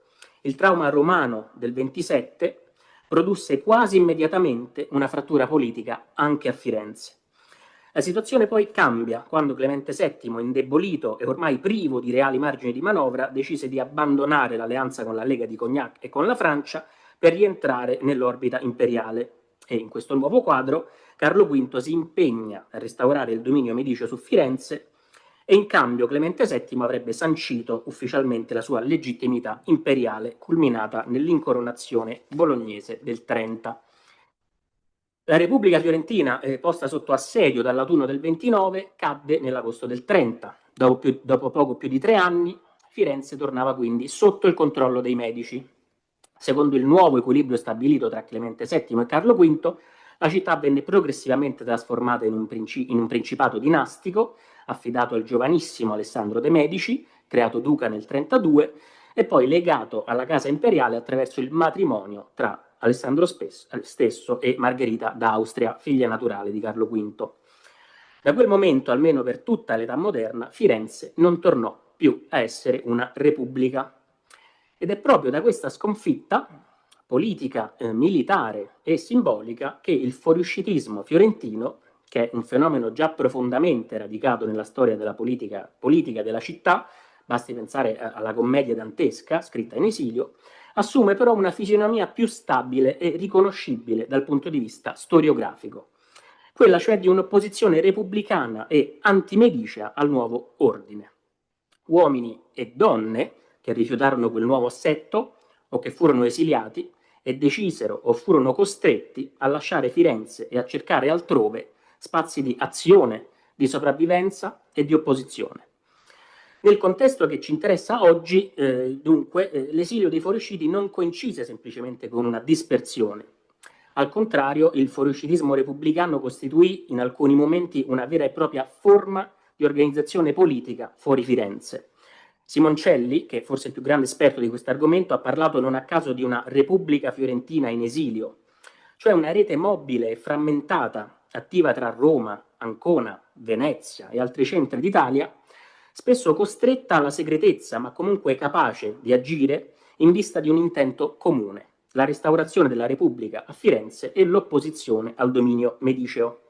Bisogna comunque tenere sempre a mente che le scelte dei fuoriusciti non furono sempre dettate da un puro ideale politico, ma erano invece spesso legate a interessi personali o circostanze di opportunità economiche. In ogni caso, il fuoriuscitismo fu un fenomeno di migrazione e direi di marginalizzazione. Ma ciò nonostante fu proprio dalla condizione di esilio che i fuoriusciti ricostruirono una propria identità politica e culturale. E Venezia, in questo quadro, divenne uno dei luoghi privilegiati di questa ricostruzione. Non solo rifugio, ma vedremo spazio di relazione, mediazione e scambio. Allora, perché Venezia? Le ragioni furono diverse. Vi fu anzitutto una componente economica. Molti fuoriusciti fiorentini appartenevano a famiglie mercantili o bancarie e Venezia offriva naturalmente un contesto commerciale di primaria importanza. Ma vi fu anche e soprattutto una ragione politica. Venezia appariva infatti nell'occhio dei fiorentini come l'esempio vivo di una repubblica stabile, come un modello di governo alternativo al Principato Mediceo, un modello istituzionale che Donato Giannotti, anch'egli fuoriuscito, avrebbe poi codificato diventando uno dei principali teorici del repubblicanesimo fiorentino. Per i letterati poi naturalmente fu decisiva la centralità dell'editoria veneziana. Dopo il sacco di Roma e l'assedio di Firenze, infatti, i due poli editoriali legati alla corte papale e alla città fiorentina erano, direi, profondamente indeboliti se non inesistenti. E Venezia, al contrario, rimaneva uno dei principali, se non il più importante centro di produzione libraria italiana. E diciamo, tutto questo concorda con l'azione politica e culturale del doge Andrea Gritti, che negli anni prima del sacco, ma anche dopo, con una vasta operazione di renovatio urbis, voleva rendere Venezia una sorta di nuova Roma. Ora, chiarito il contesto, possiamo entrare nel vivo del discorso. Inizierò con una breve introduzione sulla storia della comunità fiorentina a Venezia e il ruolo fondamentale che essa svolse in una certa fase dei processi di scambio culturale tra Firenze, Roma e Venezia, e concluderò con alcune riflessioni sul rapporto tra Vasari e Venezia e su quello tra l'artista e questa comunità fiorentina. L'obiettivo finale è indagare il peso che Venezia e i fiorentini a Venezia possono aver avuto nella carriera di Vasari e nello sviluppo della sua identità culturale. Allora, studiare la comunità fiorentina a Venezia non è affatto semplice. Esiste una bibliografia specifica, di cui riporto qui qualcosa, che è limitata ma comunque molto importante, penso agli studi di Ceriana, Müller, di Cecchini, Casini, Simoncelli. Tuttavia mi sembra di capire dalla documentazione questa comunità sembra doversi ricostruire soprattutto in modo indiretto, attraverso cioè i singoli individui che la composero, le loro attività economiche, le reti familiari, le committenze e i luoghi di aggregazione. A differenza, ad esempio, di quanto accade per esempio a Roma, dove si conservano ancora 2 archivi delle confraternite fiorentine in città, per Venezia il quadro documentario appare molto più frammentario. Conviene allora partire dai dati più sicuri, quelli noti. Allora, i fiorentini costituivano a Venezia uno dei più grandi nuclei di cittadini stranieri, molti erano mercanti e mercanti banchieri attivi nella città già dal primo Trecento. Una prima menzione di una scuola dei fiorentini dedicata a San Giovanni Battista risale al 1409, ma fu poi solo nel 1935 che il Consiglio dei Dieci concesse formalmente alla comunità la licenza di fondare una scuola destinata alla salute delle anime e dei corpi, ma anche al soccorso dei connazionali colpiti dalla peste. L'anno successivo, nel 1436, la scuola trovò sede presso il convento dei Frari, dove i fiorentini ottennero uno degli spazi più ampi della chiesa, nell'angolo sud-orientale, da trasformare in una cappella privata. Ovviamente rimane veramente poco degli spazi originari, ma ancora oggi, nonostante le trasformazioni successive, si conservano tracce visibili dell'identità fiorentina, come ad esempio queste vetrate con il giglio e la croce rossa del popolo fiorentino, o questi rosoni che sono si vedono sia all'esterno che all'interno con il marzocco fiorentino. E qui mi scuso per le foto, ma sono cose che sono qui a Venezia, se volete dopo ce le andiamo a vedere con un aperitivo. Allora, la scuola naturalmente non fu soltanto un luogo devozionale, ma anche uno spazio di autorappresentazione collettiva nel quale la comunità fiorentina rese visibile la propria presenza in città.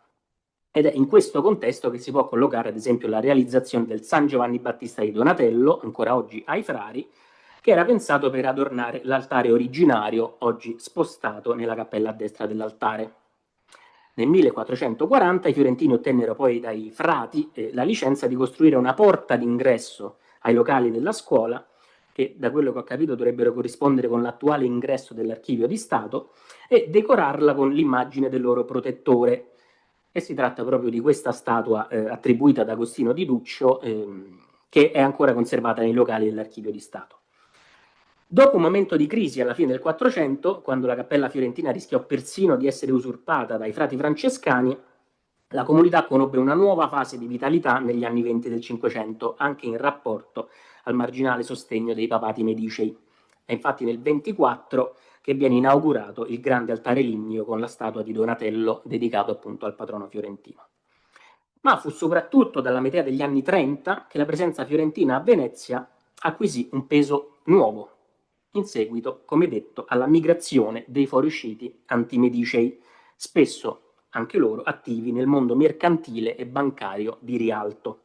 E non è casuale che proprio in questa fase, precisamente nel 1540, si registri un rinnovamento degli statuti, segno evidente di una comunità che si organizzava e insomma ridefiniva le proprie strutture interne anche rispetto alle istituzioni dell'isola.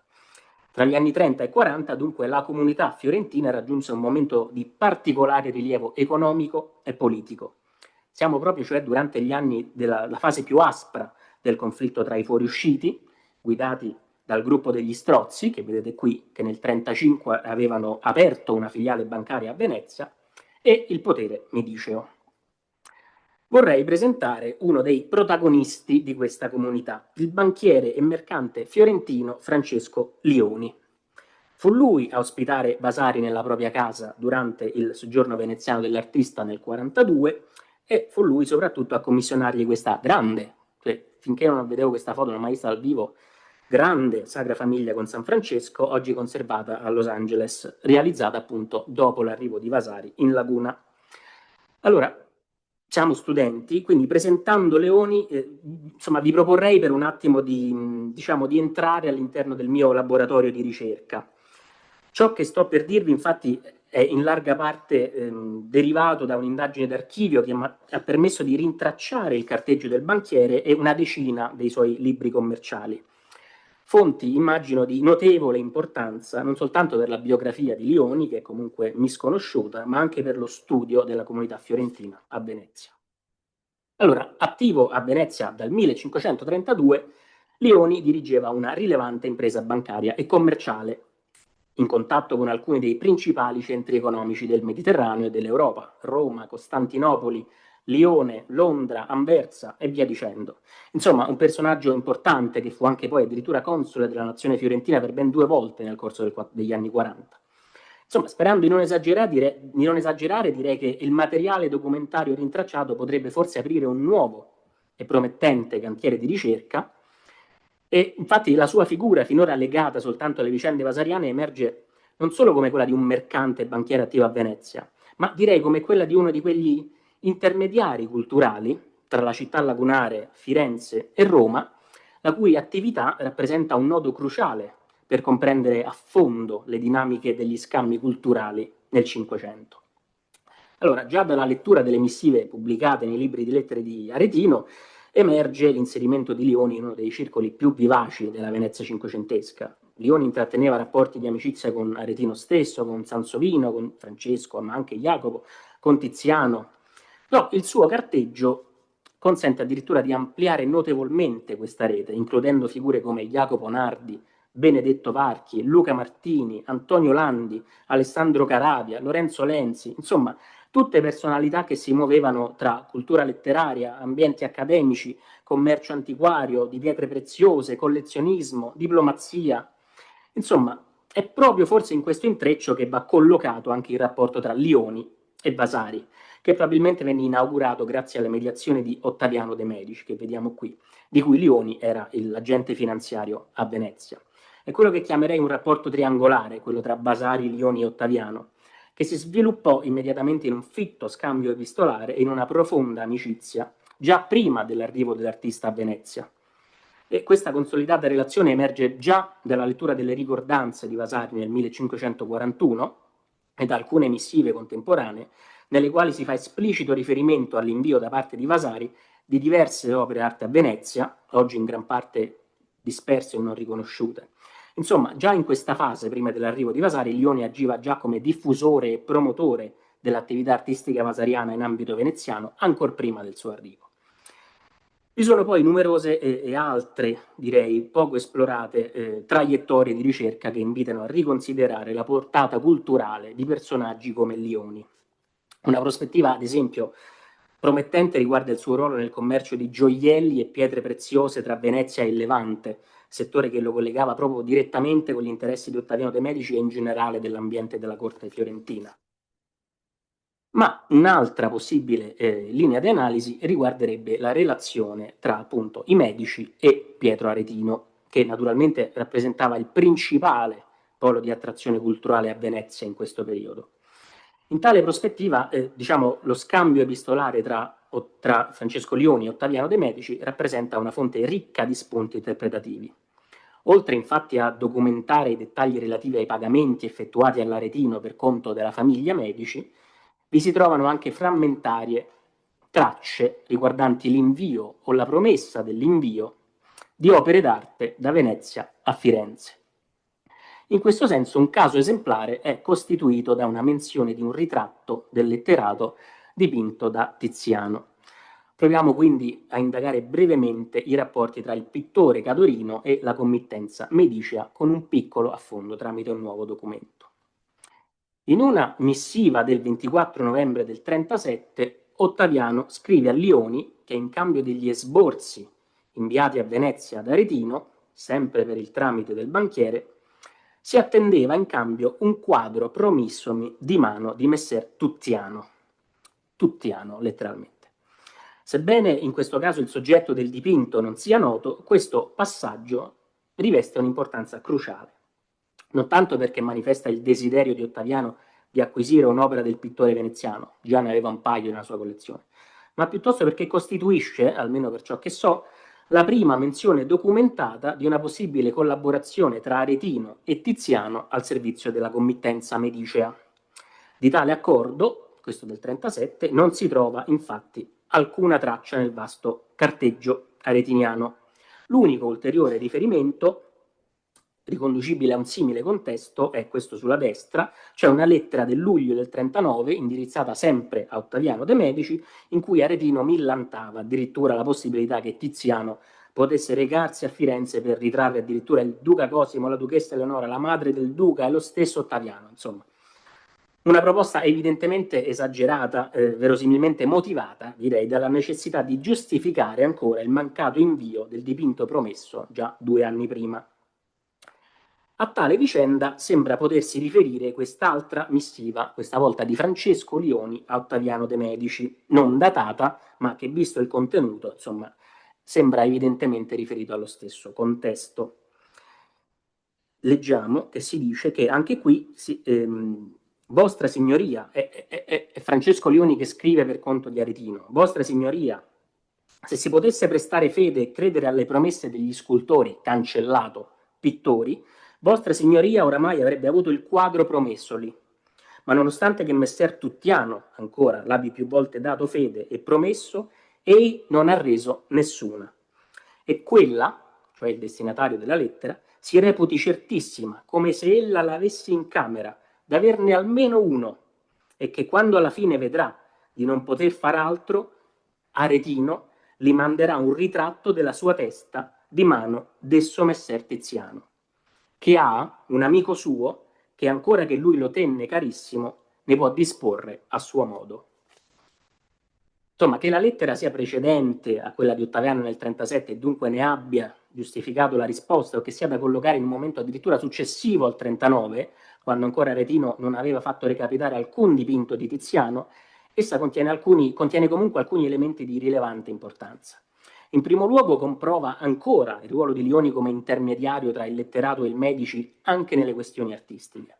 E in secondo luogo rende chiaro che nel caso in cui Aretino non fosse riuscito a ottenere l'opera inizialmente promessa da Tiziano, e si può discutere su che opera si tratta, egli comunque in ogni caso, e forse non a caso, avrebbe mandato in sostituzione un suo ritratto, già eseguito dal medesimo pittore e anzi pescato dalla collezione di un suo amico. Se Aretino, tramite Lioni, sta dicendo il vero, non lo sappiamo, ma comunque ci troviamo di fronte ad una testimonianza dell'esistenza certa di un ritratto del poeta di mano di Tiziano intorno agli anni 30, che svela che l'intenzione di inviare un suo ritratto alla corte medicea, come dono per ottenere il favore ducale, risalisse ad un periodo ben precedente al 1545, quando Aretino invierà questo bellissimo ritratto sulla sinistra oggi a Pitti. E direi che forse questa fonte ci permette anche ulteriori riflessioni sulle effigi del poeta finora note agli studi. Penso ad esempio a questo ritratto sulla destra conservato a Basilea che Xavier Solomon attribuisce a Tiziano.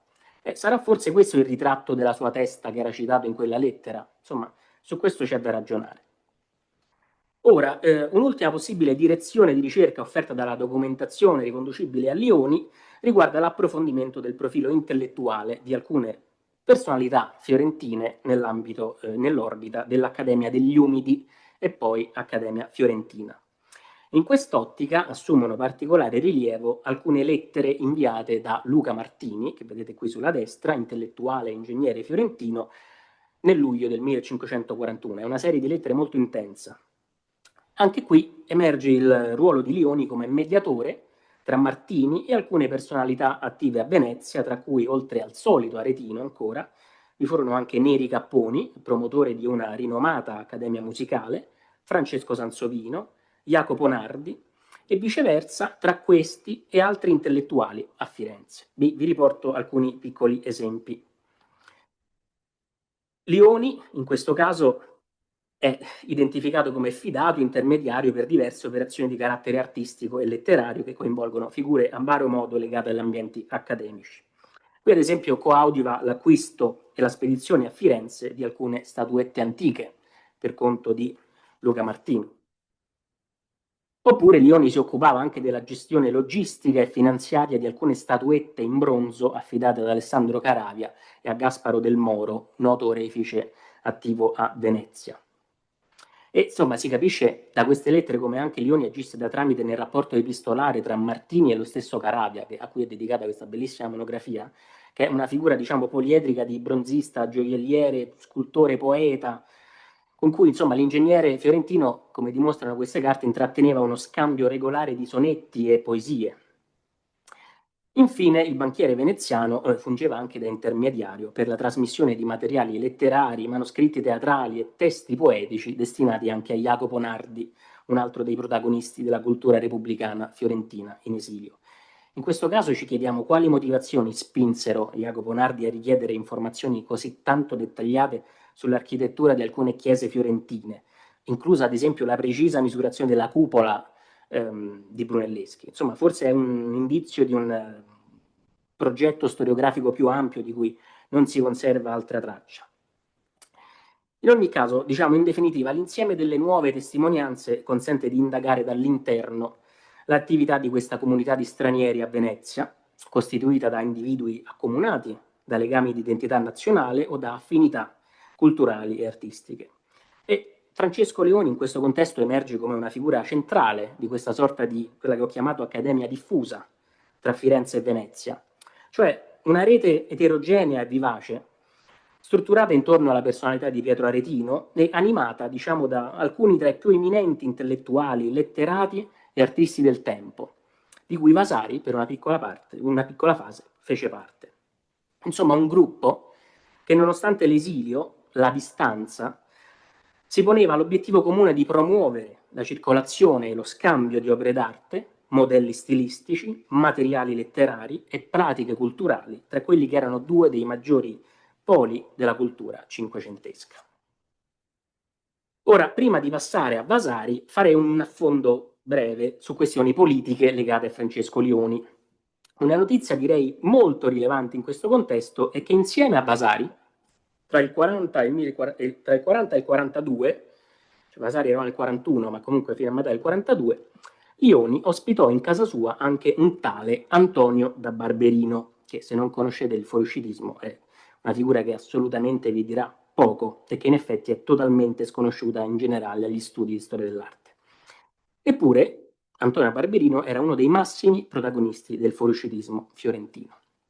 Mercante dai vasti interessi letterari, anche lui, amico di Varchi, Antonio Landi, Luca Martini, Pier Vettori, Barberino è infatti noto principalmente per le sue posizioni politiche apertamente antimedice che lo costrinsero all'esilio volontario da Firenze già dal 1935 e lo condussero addirittura alla morte avvenuta a Roma nel 1959 proprio per assassinio a causa dei sicari inviati da Cosimo I. Per darvi un'idea la militanza politica del Barberino era talmente nota ai contemporanei che egli venne incluso insieme a tutti gli Strozzi e a Lorenzino de' Medici, l'assassino di Alessandro, tra i moderni amatori della patria annoverati nel catalogo pubblicato da Ortensio Landi nel 1952, insomma addirittura prima della fase più violenta della guerra di Siena, una definizione che già lo identificava pubblicamente come uno degli esponenti universalmente riconosciuti dal repubblicanesimo fiorentino. E non va dimenticato che nello stesso periodo, all'inizio degli anni 40, si trovavano a Venezia, come detto, anche Piero, Roberto e Lorenzo Strozzi, tutti e tre figli del defunto Filippo, che erano appunto i più accesi nemici politici di Cosimo I. Insomma, Barberino e Vasari vissero per alcuni mesi nella casa di Francesco Leoni, la stessa casa, che era in San Polo. Una circostanza che consente di ipotizzare l'instaurarsi di un rapporto di reciproca stima, se non di vera e propria amicizia, favorito dalla comune origine toscana, ma anche dalla frequentazione dei medesimi ambienti culturali. A confermare questa ipotesi ci aiutano alcune lettere di Antonio da Barberino a Leoni, inviate da Roma nel 1542, nelle quali Antonio raccomanda più volte di salutargli Messer Giorgio, che in quel momento si trovava ancora a Venezia, e in una di queste lettere addirittura Barberino chiede a Leoni di recapitare alcune delle sue missive allo stesso Vasari. Direi quindi una relazione abbastanza sviluppata tra i due. Tutte queste lettere sono perdute, dobbiamo pensare che Vasari nella ricostruzione del suo archivio ha fatto una selezione della memoria, quindi conservare lettere di un antimedicio era assolutamente una cosa pericolosa. Anche Leoni non era del tutto neutrale, diciamo, dal punto di vista politico. È infatti noto che nel 1946 egli fu arrestato da Cosimo I e tutti i suoi libri commerciali requisiti dagli agenti medicei. Sembra in un primo momento che grazie all'intercessione di Aretino egli sia stato liberato, ma in realtà le fonti e lo stesso Aretino rivelano che tale esito fu soltanto provvisorio. Lioni fu infatti in seguito sottoposto a processo e condannato a morte per diretto volere del duca. Un diario della Compagnia dei Neri, che registra l'elenco delle esecuzioni pubbliche a Firenze nel primo Cinquecento, attesta infatti che un Francesco di Domenico di Gabriello Lioni fu impiccato in pubblico in Mercato Nuovo per defraudazione di libri e scritture. La condanna di Lioni è ovviamente indissolubilmente connessa alla sua posizione di rilievo a Venezia, dove il suo potere finanziario lo coinvolgeva inevitabilmente nelle complesse dinamiche politiche tra Firenze e la Serenissima. Pur mantenendo rapporti formali, costanti con Ottaviano e Cosimo de' Medici, Lioni, si muoveva all'interno di una zona grigia e la sua lealtà era spesso oscillante a seconda delle circostanze di opportunità. Una traccia di questo ruolo nascosto nelle trame antimedice emerge dal fatto che, ad esempio, nel settembre del 40, un anno prima di ospitare il giovane Vasari, Lioni intratteneva rapporti d'affari con Pietro Strozzi e addirittura era a volte tra coloro che collaboravano per tenerlo in vita. In una sua lettera, infatti, al bailo di Costantinopoli, Lioni richiese di procurargli urgentemente, proprio a istanza di Piero di Filippo Strozzi, delle pietre di rospo contro il veleno. Cioè abbiamo uno Strozzi avvelenato, forse complici le reti di spionaggio Medice, e un Lioni che, grazie alla sua competenza o comunque i suoi soldi, è tra coloro che contribuivano a preservarne la vita. Insomma, si può allora pensare che il suo arresto con conseguente condanna a morte, più che a ragioni finanziarie, fosse dovuto in realtà a una sospetta vicinanza alla fazione antimedicea veneziana. E cioè si può immaginare che Vasari, vista l'amicizia con Lioni e Antonio da Barberino, fedelissimo stroziano, frequentasse quotidianamente questo stesso ambiente, così identificato dal punto di vista politico? In questo senso ci indirizza questo dispaccio di un ambasciatore mediceo a Venezia nel maggio del 41, che descrive con precisione l'ambiente che di lì a pochi mesi sarebbe stato frequentato dal pittore aretino, offrendoci quindi uno sguardo anticipato del contesto in cui Vasari si sarebbe inserito. Così è nata qui fra questi nobili una compagnia di calza, ed hanno talvolta in lor compagnia un figliuolo di messer Filippo Strozzi, è il più giovane, e domani fanno una festa molto ricca. Si tratta con ogni evidenza della Compagnia dei Sempiterni, della quale Lorenzo Strozzi era socio fondatore e che nel carnevale dell'anno successivo, proprio in palazzo di proprietà degli Strozzi, avrebbe affidato a Vasari la realizzazione della scenografia per l'Atalanta di Pietro Aretino. Veniamo quindi a Vasari, con cui concluderò. Allora, mi piace, queste sono alcune immagini di Van Heemskerk e Baldassare Peruzzi di una Roma, ideale, una prospettiva di Roma. Ma mi piace pensare alla scenografia dell'Atalanta come il momento di apice di quella volontà di Andrea Gritti e dei cardinali veneziani papalisti di rinnovare Venezia sul modello di Roma. Di quella fase post-Sacco, cioè, in cui Venezia si presenta appunto come la nuova Roma. E la scenografia della commedia, come è noto, prevedeva infatti una prospettiva su una Roma ideale che univa insieme monumenti della Roma antica e moderna. Monumenti che, badate bene, sono anche descritti, citati ed elencati nel testo della commedia dagli attori, quindi si crea questo momento di metateatro. Si parla del Pantheon, del Colosseo, degli affreschi di Raffaello al Santa Maria della Pace, del giudizio universale di Michelangelo, un primo giudizio positivo di Aretino sul giudizio sul giudizio. Insomma, qui mi impossesso delle parole di Cecilia De Colli. Con la scenografia dell'Atalanta, Venezia contiene o addirittura assorbe simbolicamente Roma, quasi una forma di supremazia visiva e concettuale che pone la Serenissima come erede e custode della grandezza romana.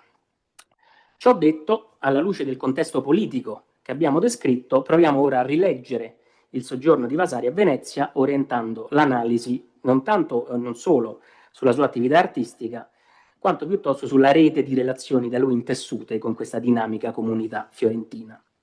Che ruolo ebbero questi legami nell'orientare le scelte professionali del giovane artista e nel favorire l'accesso a specifiche occasioni di committenza? Allora, già Michel Mann, nel suo imprescindibile Venise et Rome, ha accennato all'importanza dei fuoriusciti per il soggiorno veneziano di Vasari. Proviamo ad andare un po' oltre. Ritengo infatti che nelle intenzioni iniziali di Vasari il viaggio a Venezia si configurasse in termini molto diversi da quelli che poi assunse.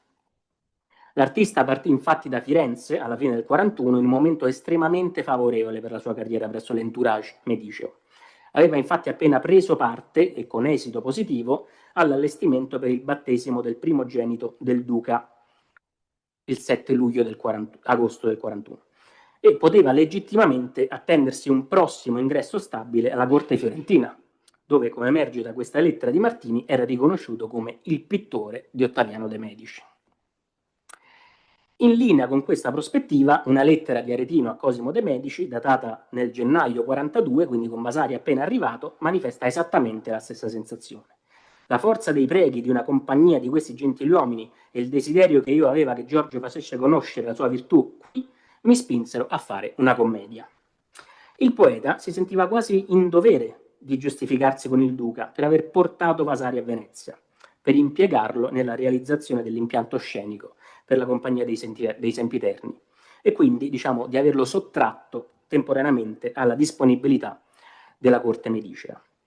Allo stesso modo, il legame con Ottaviano era in questa fase ai suoi massimi storici. Vasari era appunto, come detto, il pittore di Ottaviano e quest'ultimo non a caso manifestò un costante interesse per l'attività dell'artista a Venezia. Una delle fonti principali per la nostra conoscenza dell'apparato è ad esempio una lettera di Vasari allo stesso Ottaviano. Un coinvolgimento comunque che, come emerge anche dal carteggio invece tra Ottaviano e Lioni, rivela la volontà del Medici di rimanere sempre aggiornato sull'operato di Vasari, con il quale mantenne una corrispondenza piuttosto frequente, purtroppo perduta. L'affezione di Ottaviano nei confronti del divino Messer Giorgio, come viene nominato quasi a livello di Michelangelo di queste lettere, era tale che nei momenti in cui Vasari non riusciva a rispondere alle sue missive, poiché costantemente impegnato nella realizzazione di dipinti che ne accrescevano la reputazione a Venezia, Ottaviano arrivava con tono paradossale e affettuoso, scherzando, diciamo, su questa condotta dei responsabili di Vasari, a dichiarare la volontà di recarsi egli stesso a Venezia per stargli vicino, no? Dice: se la stima, se crede acquistare la reputazione tiene, venì ancora io a stare a Venezia. I cervelli aretini sono arieti in ogni loco. Forse un indizio di un primo distacco? Comunque, in sintesi, si trattò, abbiamo visto, di un viaggio iniziato sotto l'egida medicea, con un Vasari nel pieno della sua affermazione come pittore legato all'entourage di corte, ma che si rivelò ben presto il motore verso un distacco da Firenze e in un avvicinamento verso la rete del fuoriuscitismo antimediceo. Un altro documento ci aiuta a capire un po' meglio. È una lettera, questa volta del 2 settembre del 42, scritta da Lioni in quel momento di passaggio al Firenze, nel momento della scrittura, indirizzata al proprio socio a Venezia, Pancrazio da Empoli. Lioni e Vasari erano partiti insieme da Venezia il 16 agosto e si trovavano adesso entrambi a Firenze. La lettera racchiude in sé tutti i protagonisti di questa storia: Vasari, Messer Giorgio, Venezia, Roma e alcuni tra i più influenti mercanti antimedicei. Oltre a trapelare un velato dispiacere dello scrivente per l'allontanamento degli strozzi da Venezia, susseguito a questo scandalo diplomatico con gli ambasciatori francesi sull'isola, insomma, la lettera offre anche uno spunto significativo sul ruolo avuto dagli Strozzi e dal Barberino nelle successive decisioni professionali di Vasari. Con un'efficace opera di persuasione, sembra che furono proprio loro a forzarlo a raggiungere Roma, come in effetti fece Vasari nel dicembre del 1542. Una sollecitazione che fu evidentemente il frutto di una relazione costruita nei mesi trascorsi insieme a Venezia e che trovava il senso nella prospettiva offerta all'artista dalla vivace e ben strutturata comunità fiorentina presente a Roma. E lo stesso Barberino era parte di questa comunità, era dentro l'entourage di Niccolò Ardinghelli e quindi del cardinale Alessandro Farnese, e lo stesso Barberino rimase a Roma fino a tutta l'estate del 46. È noto cosa significò Roma per Vasari. Tra la fine del 42 fino all'autunno del 46, fatta salva una parentesi napoletana di qualche mese, Vasari effettivamente fu quasi sempre a Roma. Addirittura vi fece trasferire anche la madre, il che è sintomatico. e fu a Roma, sotto l'egida degli intellettuali farnesiani, intorno al 1546, che Vasari iniziò a scrivere e progettare il libro delle vite, che malgrado la sua immediata fortuna successiva, ebbe una genesi apparentemente del tutto romana e farnesiana. Ecco, qui scaturisce l'ultima domanda di oggi, la conclusione. In che modo, se lo ha fatto, la frequentazione tra Vasari e l'universo del fuoriuscitismo fiorentino tra Venezia e Roma ha influito nella genesi e nella scrittura delle vite, che immagino tutti conoscete? Certamente la risposta a questo quesito rappresenta una delle più importanti prospettive di ricerca generate dal mio lavoro. Si può forse approfondire il ruolo dei mercanti fiorentini sempre in viaggio come procacciatori di fonti, come informatori, o si può invece supporre che il loro contributo abbia coinvolto anche l'impalcatura teorica delle vite. In questo senso vale la pena invadere per un attimo il campo della filologia, richiamando un brano della lettera dedicatoria della Princeps, prima edizione, della Retorica di Brunetto Latini, stampata a Roma nel 1546, con la cura del fiorentino, anch'egli fuoriuscito, Francesco Serfranceschi. La retorica, ricordiamo, consiste nel volgarizzamento del primo libro del De Invenzione di Cicerone. L'autore della lettera, nel tentativo di giustificare l'importanza della pubblicazione di un autore dallo stile rozzo e antiquato, come poteva sembrare quello del Latini, rispetto a Dante, Petrarca e Boccaccio, sintetizza in poche righe, attraverso il confronto con le arti figurative, il principio ciceroniano dello storicismo, un metodo di organizzazione della storia non sempliciter, ma fondato invece su un giudizio critico basato sul principio storico del secundum quid, cioè quell'approccio che è anche alla base delle vite di Vasari, che valuta l'operato degli artisti e dei letterati secondo una visione progressiva della storia che tenga comunque conto delle condizioni storiche in cui essi erano attivi. Questo quadro teorico modellò profondamente il modo di Vasari di scrivere una storia dell'arte. E si badi, esso costituisce il fondamento della storia dell'arte occidentale come disciplina, nel modo in cui ancora oggi viene praticata. Insomma, siamo qui di fronte all'essenza dello scambio tra gli umanisti, i filologi e l'artista scrittore. Vasari apprende il metodo ciceroniano dello storicismo, ma è lui, a sua volta, che dà un fondamentale contributo. Solo un artista, infatti, poteva davvero riconoscere e distinguere gli stili artistici ed essere in grado di organizzarli coerentemente all'interno della narrazione di una storia dell'arte. Non a caso i nomi degli artisti moderni, qui nominati tutti fiorentini, sono a mio avviso il risultato di un confronto tra Vasari e l'autore di questa lettera. E allo stesso modo la divisione tripartita rispecchia quasi perfettamente i suoi stessi principi. Il riferimento a Donatello come fondatore del Rinascimento della scultura non sorprende se si considera il suo ruolo all'interno della struttura delle vite. Naturalmente Michelangelo si colloca al di sopra di lui come scultore. Lo stesso vale, forse ancora di più, per l'ordinamento dei pittori. La sequenza e i nomi degli artisti, credo, riflettano un dialogo diretto con Vasari stesso. Cimabue è considerato il punto di partenza della primissima rinascita, seguito poi da Giotto, che secondo Vasari svolge un ruolo cruciale nella storia della pittura. Eppure, in quanto pittori della prima età, cioè del Trecento, essi non raggiunsero quel livello di rappresentazione naturalistica di Ghirlandaio e Leonardo da Vinci. L'inclusione di questi due artisti è dunque intenzionale. Ghirlandaio, rappresentante della seconda età, cioè del 400, è il pittore a cui Vasari dedica la biografia più lunga nelle vite, il che suggerisce che forse era quello che conosceva meglio o su cui aveva più cose da dire. La biografia di Leonardo, invece, apre la terza età, cioè il 500, vale a dire l'inizio della cosiddetta bella maniera. Michelangelo, unico artista vivente incluso nelle vite, e anch'egli menzionato in questa lettera di Serfranceschi, non trova posto all'interno della sequenza storica del passato. Egli ovviamente sta a parte, come esempio straordinario, come unico artista divino capace di raggiungere la perfezione tanto nella scultura quanto nella pittura.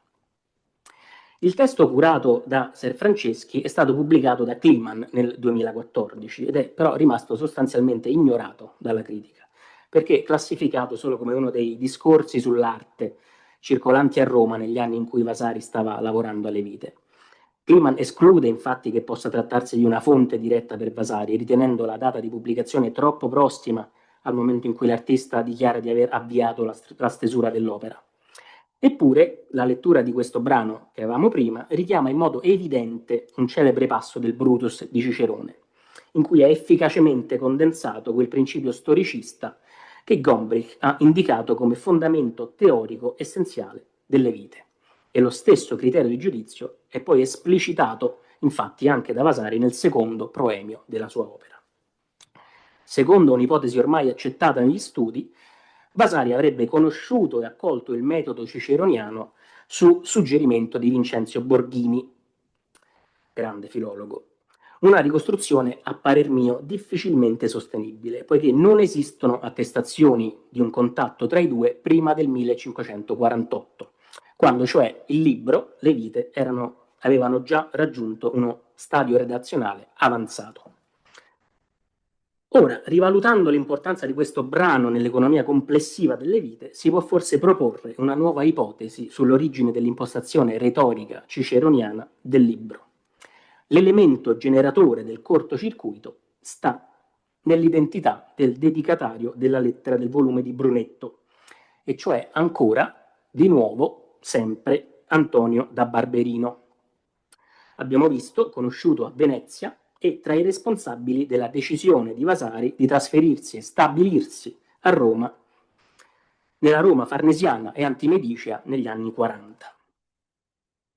Insomma, si può pensare che dietro la Torrentiniana, la prima edizione delle Vite, piuttosto che Borghini, non ci furono soltanto Giovio e Annibal Caro, ma anche Antonio da Barberino e altri fuoriusciti fiorentini. Si può insomma ritenere che all'origine del libro, universalmente riconosciuto come massimo prodotto dell'intelligenza fiorentina e medicea, vi siano invece nascoste, dimenticate le conoscenze e gli scambi con degli individui esiliati, emarginati, che il regime Medici aveva violentemente espulso, con cui Vasari iniziò a interagire durante il suo primo soggiorno a Venezia? Questa è comunque, diciamo, un'altra storia. Grazie.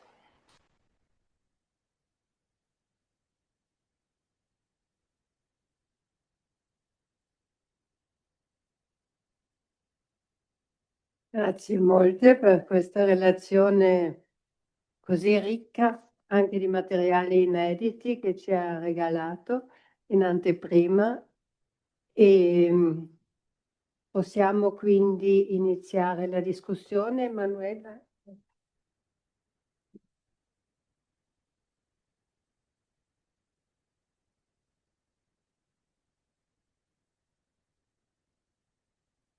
Ci sono domande, commenti?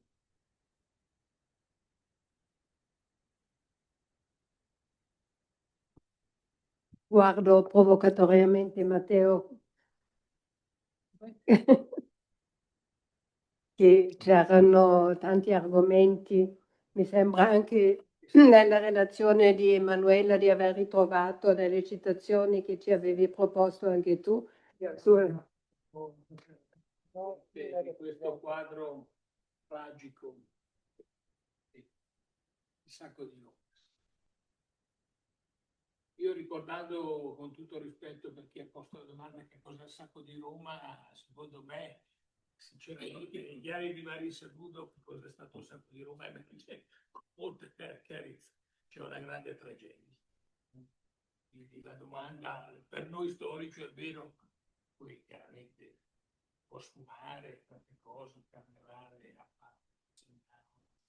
tutto quello che vogliamo, però sicuramente il quadro che emerge anche nei documenti che lei ha citato oggi, di una grande tragedia europea, il punto di arrivo anche un grande punto di partenza. Però almeno rimanendo al micro microcosmo di quei 9 mesi è senz'altro.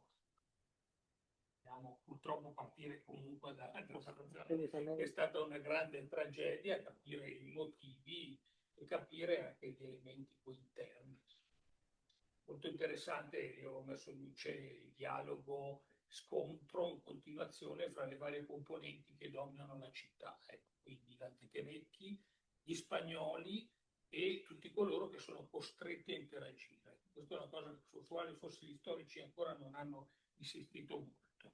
Per esempio anche i contrasti fra gli anzichenetti e gli spagnoli sulla gestione del sappo stesso, sulla gestione dei riscatti, c'è tutto proprio una tensione enorme che dopo un po' nasce non soltanto fra coloro che subiscono il sacco, ma anche fra i protagonisti. E questo è molto interessante, poi insomma lavoreremo su poi Venezia, ma lavorerò sulla presenza dei veneziani a Roma durante il sacco, eccetera. Avevo però una domanda dunque sulla tua relazione. Sì, mi sentite?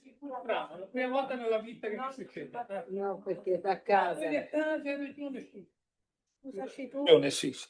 Scusate, sono reduce da mesi di Zoom e quindi non mi par vero di poter parlare, no? Valentino, sono 4 mesi che parlo sempre da Zoom, finalmente. Allora sì, chiedo scusa a casa. Molto velocemente, dunque, il Columbus Day è una festa molto, no, discussa negli Stati Uniti attualmente. Io ho fatto alcuni studi, ho dato alcune conferenze ed è venuto fuori che negli anni 30, durante il Columbus Day, nel posto più celebrato, c'erano dei grossi scontri a New York. Fra chi? Fra gli immigrati favorevoli al fascismo e gli immigrati favorevoli o contro il fascismo alla Repubblica. Ecco.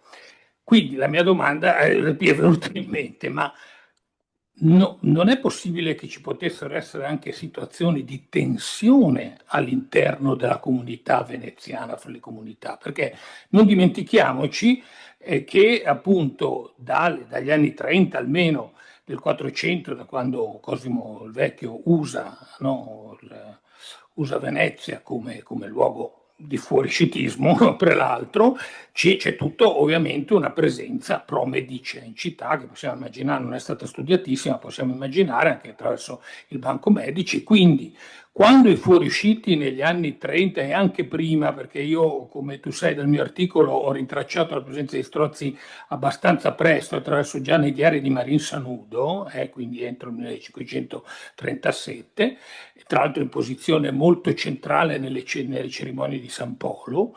Ecco, i fuoriusciti arrivano però in una situazione di più di 100 anni almeno, 150 anni di presenza molto importante ai fiorentini, fra cui possiamo senz'altro immaginare un sacco di filo medicei. Quindi quando sentivo la tua redazione, scusa tu ma penso di essere molto più anziano di te, quindi mi chiedevo, ma è possibile che non ci siano dei contrasti? Possibile, come fa una persona come Vasari, Varetino? Intanto, per esempio, Vasari ha a che fare con la Compagnia dei Sempiterni, compagnie della Calza, come sappiamo, insomma, avevano soprattutto legami con certi settori del patriziato. Non è che magari gli Strozzi hanno a che fare con altri settori del patriziato veneziano. Io sarò un po' cauto su questa, diciamo, in attesa di nuovi studi, magari grazie anche a documentazione come quella che tu hai presentato, su questa armonia culturale, su questo scambio, e guarderei invece a possibili contrasti all'interno. Questi qua scappano da Firenze e poi qui a Venezia siamo tutti amici e volemose bene. Lavorerei forse anche su possibili contrasti o su possibili comunque alleanze che i vari gruppi pro-medicei e non medicei possono stabilire, come del resto Aretino fa e Giorgio Vasari fanno, solo con alcuni ambienti legati a certi. Il patriziato veneziano, lo sappiamo, è divisissimo in quel periodo, no? Ci sono i grandi, ci sono i mezzani di Marin Sanudo, ci sono i poveri che spesso agiscono contro i grandi, anche il mito di Roma mito di Venezia Nuova Roma va molto modulato a seconda Roma Repubblica, Roma Imperiale, da metà 400 c'è un'enorme discussione cosa vuol dire Venezia Nuova Roma, Nuova Troia, Nuova Gerusalemme, Nuova Gerusalemme che ci ha insegnato Lionello, nuova Costantinopoli, Nuova Bisanzio, Nuova Atene, ho trovato io nelle feste della Compagnia della Calza già negli anni 90 del 400. Ecco. Quindi inviterei a diciamo, cercare di capire un pochino meglio, se vuoi studiare la comunità qua a Firenze, le possibili ramificazioni, i contrasti. Farei un po' fatica a vedere un quadro così, diciamo, positivo e armonico. Ecco, questo come invito Sì, per lo studio in futuro. assolutamente, ci sono saggi specifici su questo di Paolo Simoncelli che appunto mettono in evidenza la tensione interna della comunità, che appunto la cui fede politica era oscillante in base agli interessi del momento. Grazie, veramente è un ottimo consiglio, perché io, diciamo, da romano che studia i fiorentini, che sono a Venezia, devo ancora capire come funziona il patriziato veneziano. Ed è, immagino, molto difficile. Anche noi, gli studiosi veneziani, dobbiamo ancora capire. Però, insomma, nel caso specifico della Compagnia dei Sempiterni, mi sembra che appunto molto lontani dal capirlo. se Lorenzo Strozzi era tra i soci fondatori, si può forse pensare almeno in questo micro ecosistema che almeno in questo contesto Vasari avesse dei rapporti diretti con un certo tipo di circolo. Poi naturalmente Vasari fa anche opere per altri fiorentini a Venezia che sono pro-medici, cioè non si tratta di dire Vasari frequenta i fuoriusciti e allora era anche lui un repubblicano o meno. Naturalmente qui appunto il termine perfetto secondo me che ha inventato Simoncelli è parlare di zona grigia, cioè ci sono queste persone che insomma si muovono un po' così in base alla convenienza, anche strettamente.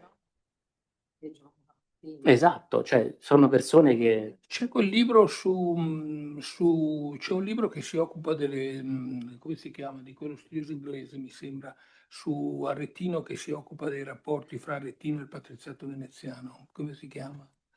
C'è un libro che si occupa di queste cose che potrebbe lo essere trovo. interessante. Adesso non mi viene in mente Sì, anche lo tante stesso cose. Aretino. E lavora proprio su queste cose, cioè sui rapporti fra Pietro Aretino e il patriziato veneziano, che è molto importante. Anche, insomma, anche l'Andrea Gritti è, insomma, sì, Nuova Roma, ma quale Nuova Roma? Cioè è un argomento. Poi Andrea Gritti, in parte, come ha dimostrato Cozzi, fallisce perché c'è una resistenza, una sorta di muro di gomma di certi settori e quindi per esempio la sua riforma giuridica fallisce. Quindi non è tutto solo Jacopo Sansovino che fa la parte nuova di cose, ci sono anche tentativi di diritti che falliscono nei confronti di questo tentativo. Perché? Perché una parte del patriziato resiste, non lo vuole. Quindi anche lì bisogna, come dire, un po' più, diciamo, entrare forse nel merito della situazione veneziana, che non è semplice quegli anni lì, però le fonti ci sono comunque che si può lavorare. Grazie.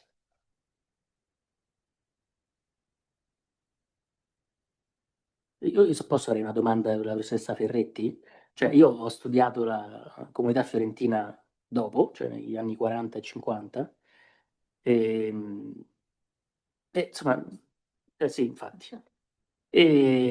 Però io mai, non sono storico di architettura, quindi diciamo anche nei termini, cioè, enfiteusi per me è raro da scrivere e da ascoltare. Per me è fondamentale, in effetti, capire, no, questo intreccio tra le discipline che insomma è fondamentale. E vi chiedevo come cambia poi negli anni 40 e 50 questo scenario?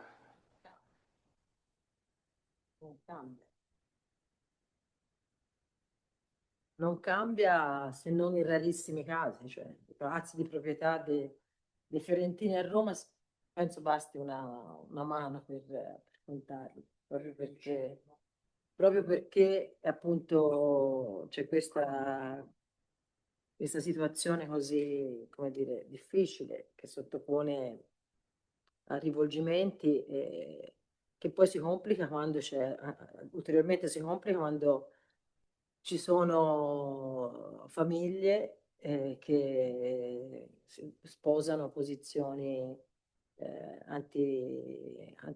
antimedici e quindi gli va bene quando c'è un papa che sta contro i medici e viceversa cambia lo scenario, quindi, cioè, e poi soprattutto ci sono dei personaggi che hanno comportamenti ambigui. E gli ambienti letterari sono dei luoghi dove osservare. Infatti, io ho studiato l'ambasciatore Medicio, a un certo punto fa amicizia con questo priscianese e proprio per sentire cosa succede nella cerca del cardinale Alessandro Farnese, un momento in cui Paolo III cioè, ha uno scontro fortissimo, no? Che porta addirittura all'immobilizzazione delle decime che Paolo III rivendicava nello Stato toscano. Esatto, quindi diciamo che bisogna forse cambiare prospettiva quando si studia architettura, perché è un contesto diverso da quello appunto che si registra a Firenze e a Venezia, dove le grandi famiglie comprano e investono, no? Mentre lì c'è qualcosa di meno, come dire, di meno tangibile, che però comunque porta a interventi, però limitati nel periodo in cui questi risiedono e possono anche... Il nuovo Papa porta le Esatto, popolazioni, esatto. rimoscolamento di poteri, Esatto. gente che va in disgrazia, cioè è una caratteristica di Roma pazzesca. Quindi probabilmente bisogna anche cambiare fonti, no? Forse bisogna lavorare più sui notarili per vedere, come dire, un'attività di committenza legata più al momento piuttosto che al lungo periodo, insomma, è una prospettiva un po' diversa rispetto ai luoghi di provenienza, insomma. Ma comunque, cioè, l'investimento, diciamo, nella pietra è comunque di una certa portata economica, no? Quindi Sì. presume, come dire, una forte volontà di lasciare questo segno, perché non è come adesso un dipinto che Esatto. insomma costa molto meno, no? Esatto. Quindi è cioè, l'atteggiamento di fronte a una committenza e l'uso che si fa di una committenza difficilmente paragonabile. Esatto. Oppure bisogna caso per caso. Esatto, infatti ad esempio Salviati fanno il grande palazzo in via della Lungara, però per stare vicino al Vaticano lo prendono in affitto, quindi bisogna sempre appunto fare un lavoro filologico molto attento.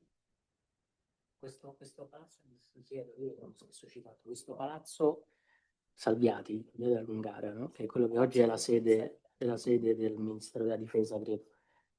E mi sembra di capire che a un certo punto Vasari alloggia lì dentro per realizzare...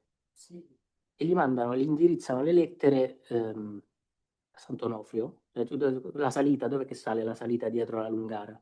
Sant'Onofrio? Cosa si intende quando uno riceve le lettere a Sant'Onofrio e dice di vivere con gli Adimari? Si intende il palazzo o la regione?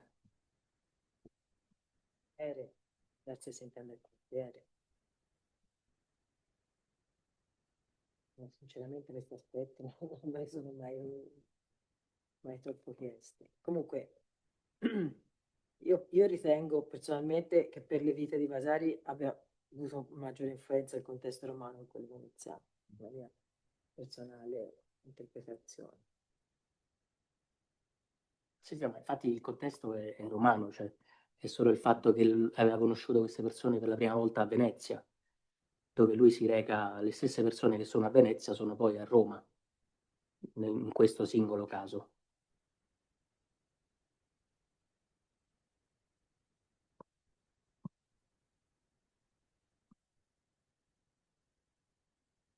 Qualcuno vuole intervenire?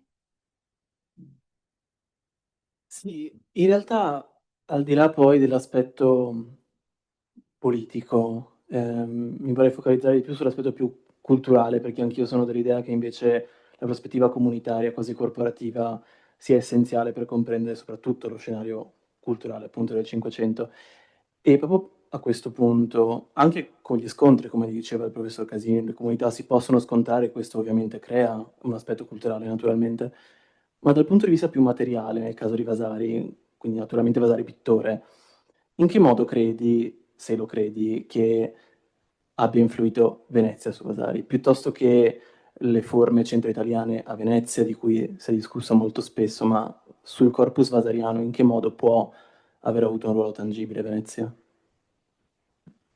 Questa è una domanda difficilissima secondo me, intelligentissima, ma diciamo io conosco un po', conosco abbastanza il Vasari pittore e Michel Ockman parla ad esempio dell'attenzione al paesaggio tanto negli sfondi del soffitto di Palazzo Corne Spinelli quanto in questa Sagra Famiglia che vi ho proiettato. E poi questo stesso tipo di paesaggio, dice Ockman, Vasari lo riporta in questa parete, credo che sia orientale del salone della cancelleria, dove c'è appunto un'apertura verso un paesaggio. Non so onestamente, forse un ambito, un genere dove la pittura veneziana, ma veramente per poco tempo e in pochissimi casi può aver avuto un'influenza, è stata nella ritrattistica di Vasari, che è ancora completamente tutta da ricostruire in realtà. Ma Vasari, quando è a Venezia per 8 mesi, oltre a tutto quello che fa, cioè questa apparato per la Compagnia di Sempiterni, il soffitto di Palazzo Corner, altre opere per singoli committenti al soggetto devozionale, realizza, mi pare sì e no, o era previsto che realizzasse circa 8 ritratti in 8 mesi, che insomma io adesso non sono un grande esperto di ritrattistica, ma insomma mi sembra una quantità di ritratti notevoli che appunto dimostra anche questa volontà del patriziato, ma anche dei fiorentini, perché fa anche ritratti di fiorentini di in qualche maniera esporsi, no? Di rappresentarsi all'interno della vita culturale veneziana. E in realtà poi c'è soltanto un ritratto tra i ritratti di Vasari noti, che in realtà questo è sconosciuto, che riporta un po' l'influenza di Tiziano, che è un ritratto che non si conosce in realtà perché non è incluso nei cataloghi di Vasari pittore, nonostante già Roberto Longhi negli anni 50 lo identificasse come autografo vasariano, neanche di ambito, e che è questo ritratto al Palazzo Castello di Wawel a Cracovia, che non so se avete presente, ed è un ritratto dove appunto dopo questa attribuzione di Vasari, in tutti i cataloghi del museo, ma anche poi in generale nelle ricognizioni dell'arte italiana in Polonia, perché è lì in Polonia dall'inizio del Novecento, viene dato come ambito nordico, come pittore del nord Italia, influenze veneziane, e poi però, insomma, Pierluigi Leone De Castris, mi pare nel 2012, l'ho per la prima volta pubblicato come opera vasariana sicuramente autografa, e anche lui ne ha evidenziato un po' le influenze veneziane, ma secondo lui è un ritratto del 49, cioè 7 anni dopo, di personaggi che lui individua, e ho scritto su questo in realtà.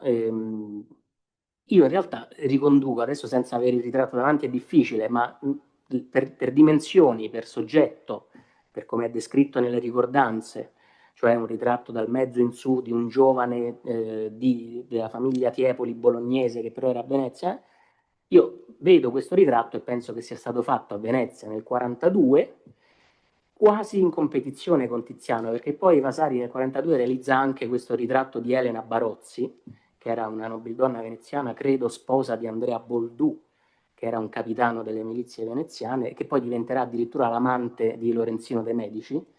E Aretino dedica un sonetto a questo ritratto di Elena Boldù, dicendo che appunto può gareggiare con Tiziano nella ritrattistica, nella resa vitale della carne, no? E questo altro ritratto di Cracovia allo stesso modo è esaltato proprio con Vasari lì presente a Venezia, cioè Vasari faceva tanti ritratti e contemporaneamente, grazie alla penna di Aretino, la sua attività di ritrattista aveva un immediato successo. Prima di arrivare a Venezia Vasari aveva fatto sì o no 3 o 4 ritratti nella sua carriera, ritratti intesi, se non quelli ritratti storici ovviamente. E quindi diciamo forse è lì che si può vedere come Vasari gioca con Tiziano, ma ovviamente non è all'altezza, tant'è che poi lo stesso Tiziano fa un ritratto di Elena Barozzi, mi pare nel 47, e Aretino dice che è imparagonabile rispetto a quello che Vasari aveva realizzato nel 42. Quindi forse il successo di Vasari ritrattista a Venezia dipende anche dall'amicizia che c'era tra Aretino e Vasari in quello specifico contesto, ma che poi viene meno, come tutti sanno, con l'andare avanti degli anni 40, tant'è che poi Aretino e Vasari, insomma, sembrano quasi separare i propri destini, no? A un certo punto.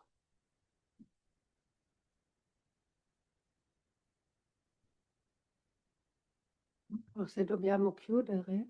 Che dici? Sono quasi le 7. Sì, non so se ci sono. Mm? Potresti leggerle, Sì. per piacere?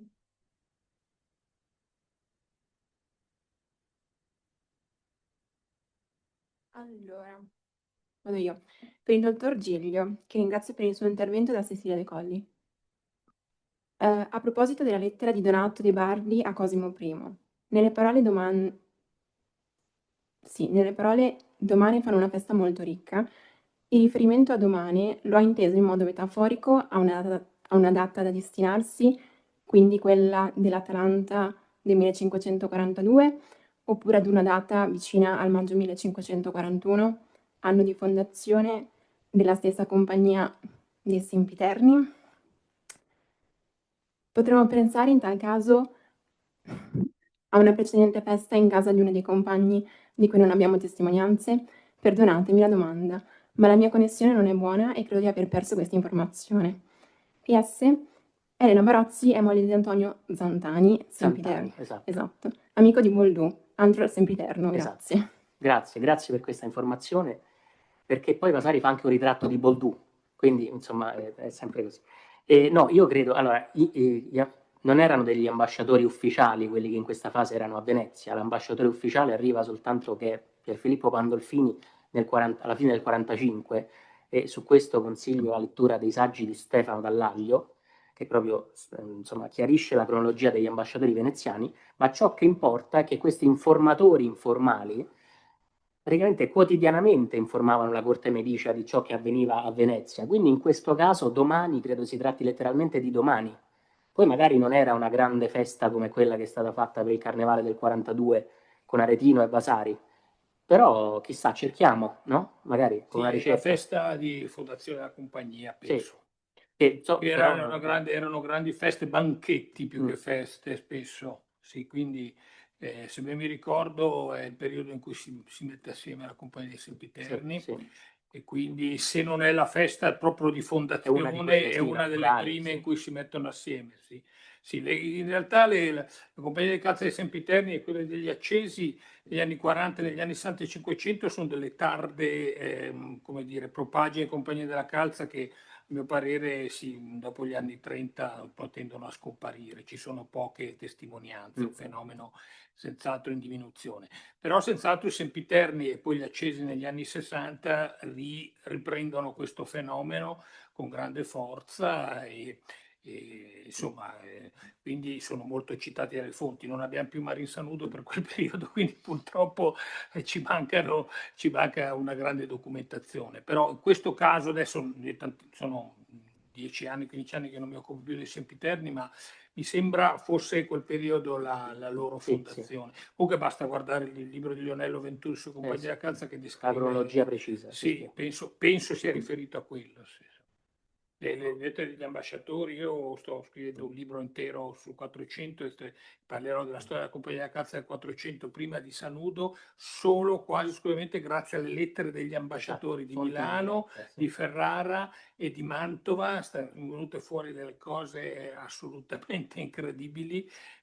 Sono riuscito a farlo senza Sanudo grazie a loro, ma decine e decine di lettere che ci parlano di dettagli della vita veneziana assolutamente incredibili. Dobbiamo Perdonate, ma è arrivato un segno chiarissimo che dobbiamo lasciare così la nostra sala. Io sono molto grata ai nostri relatori, la professoressa Ferretti e il dottor Giglio, e naturalmente ci vediamo l'anno prossimo con i seminari di Rive.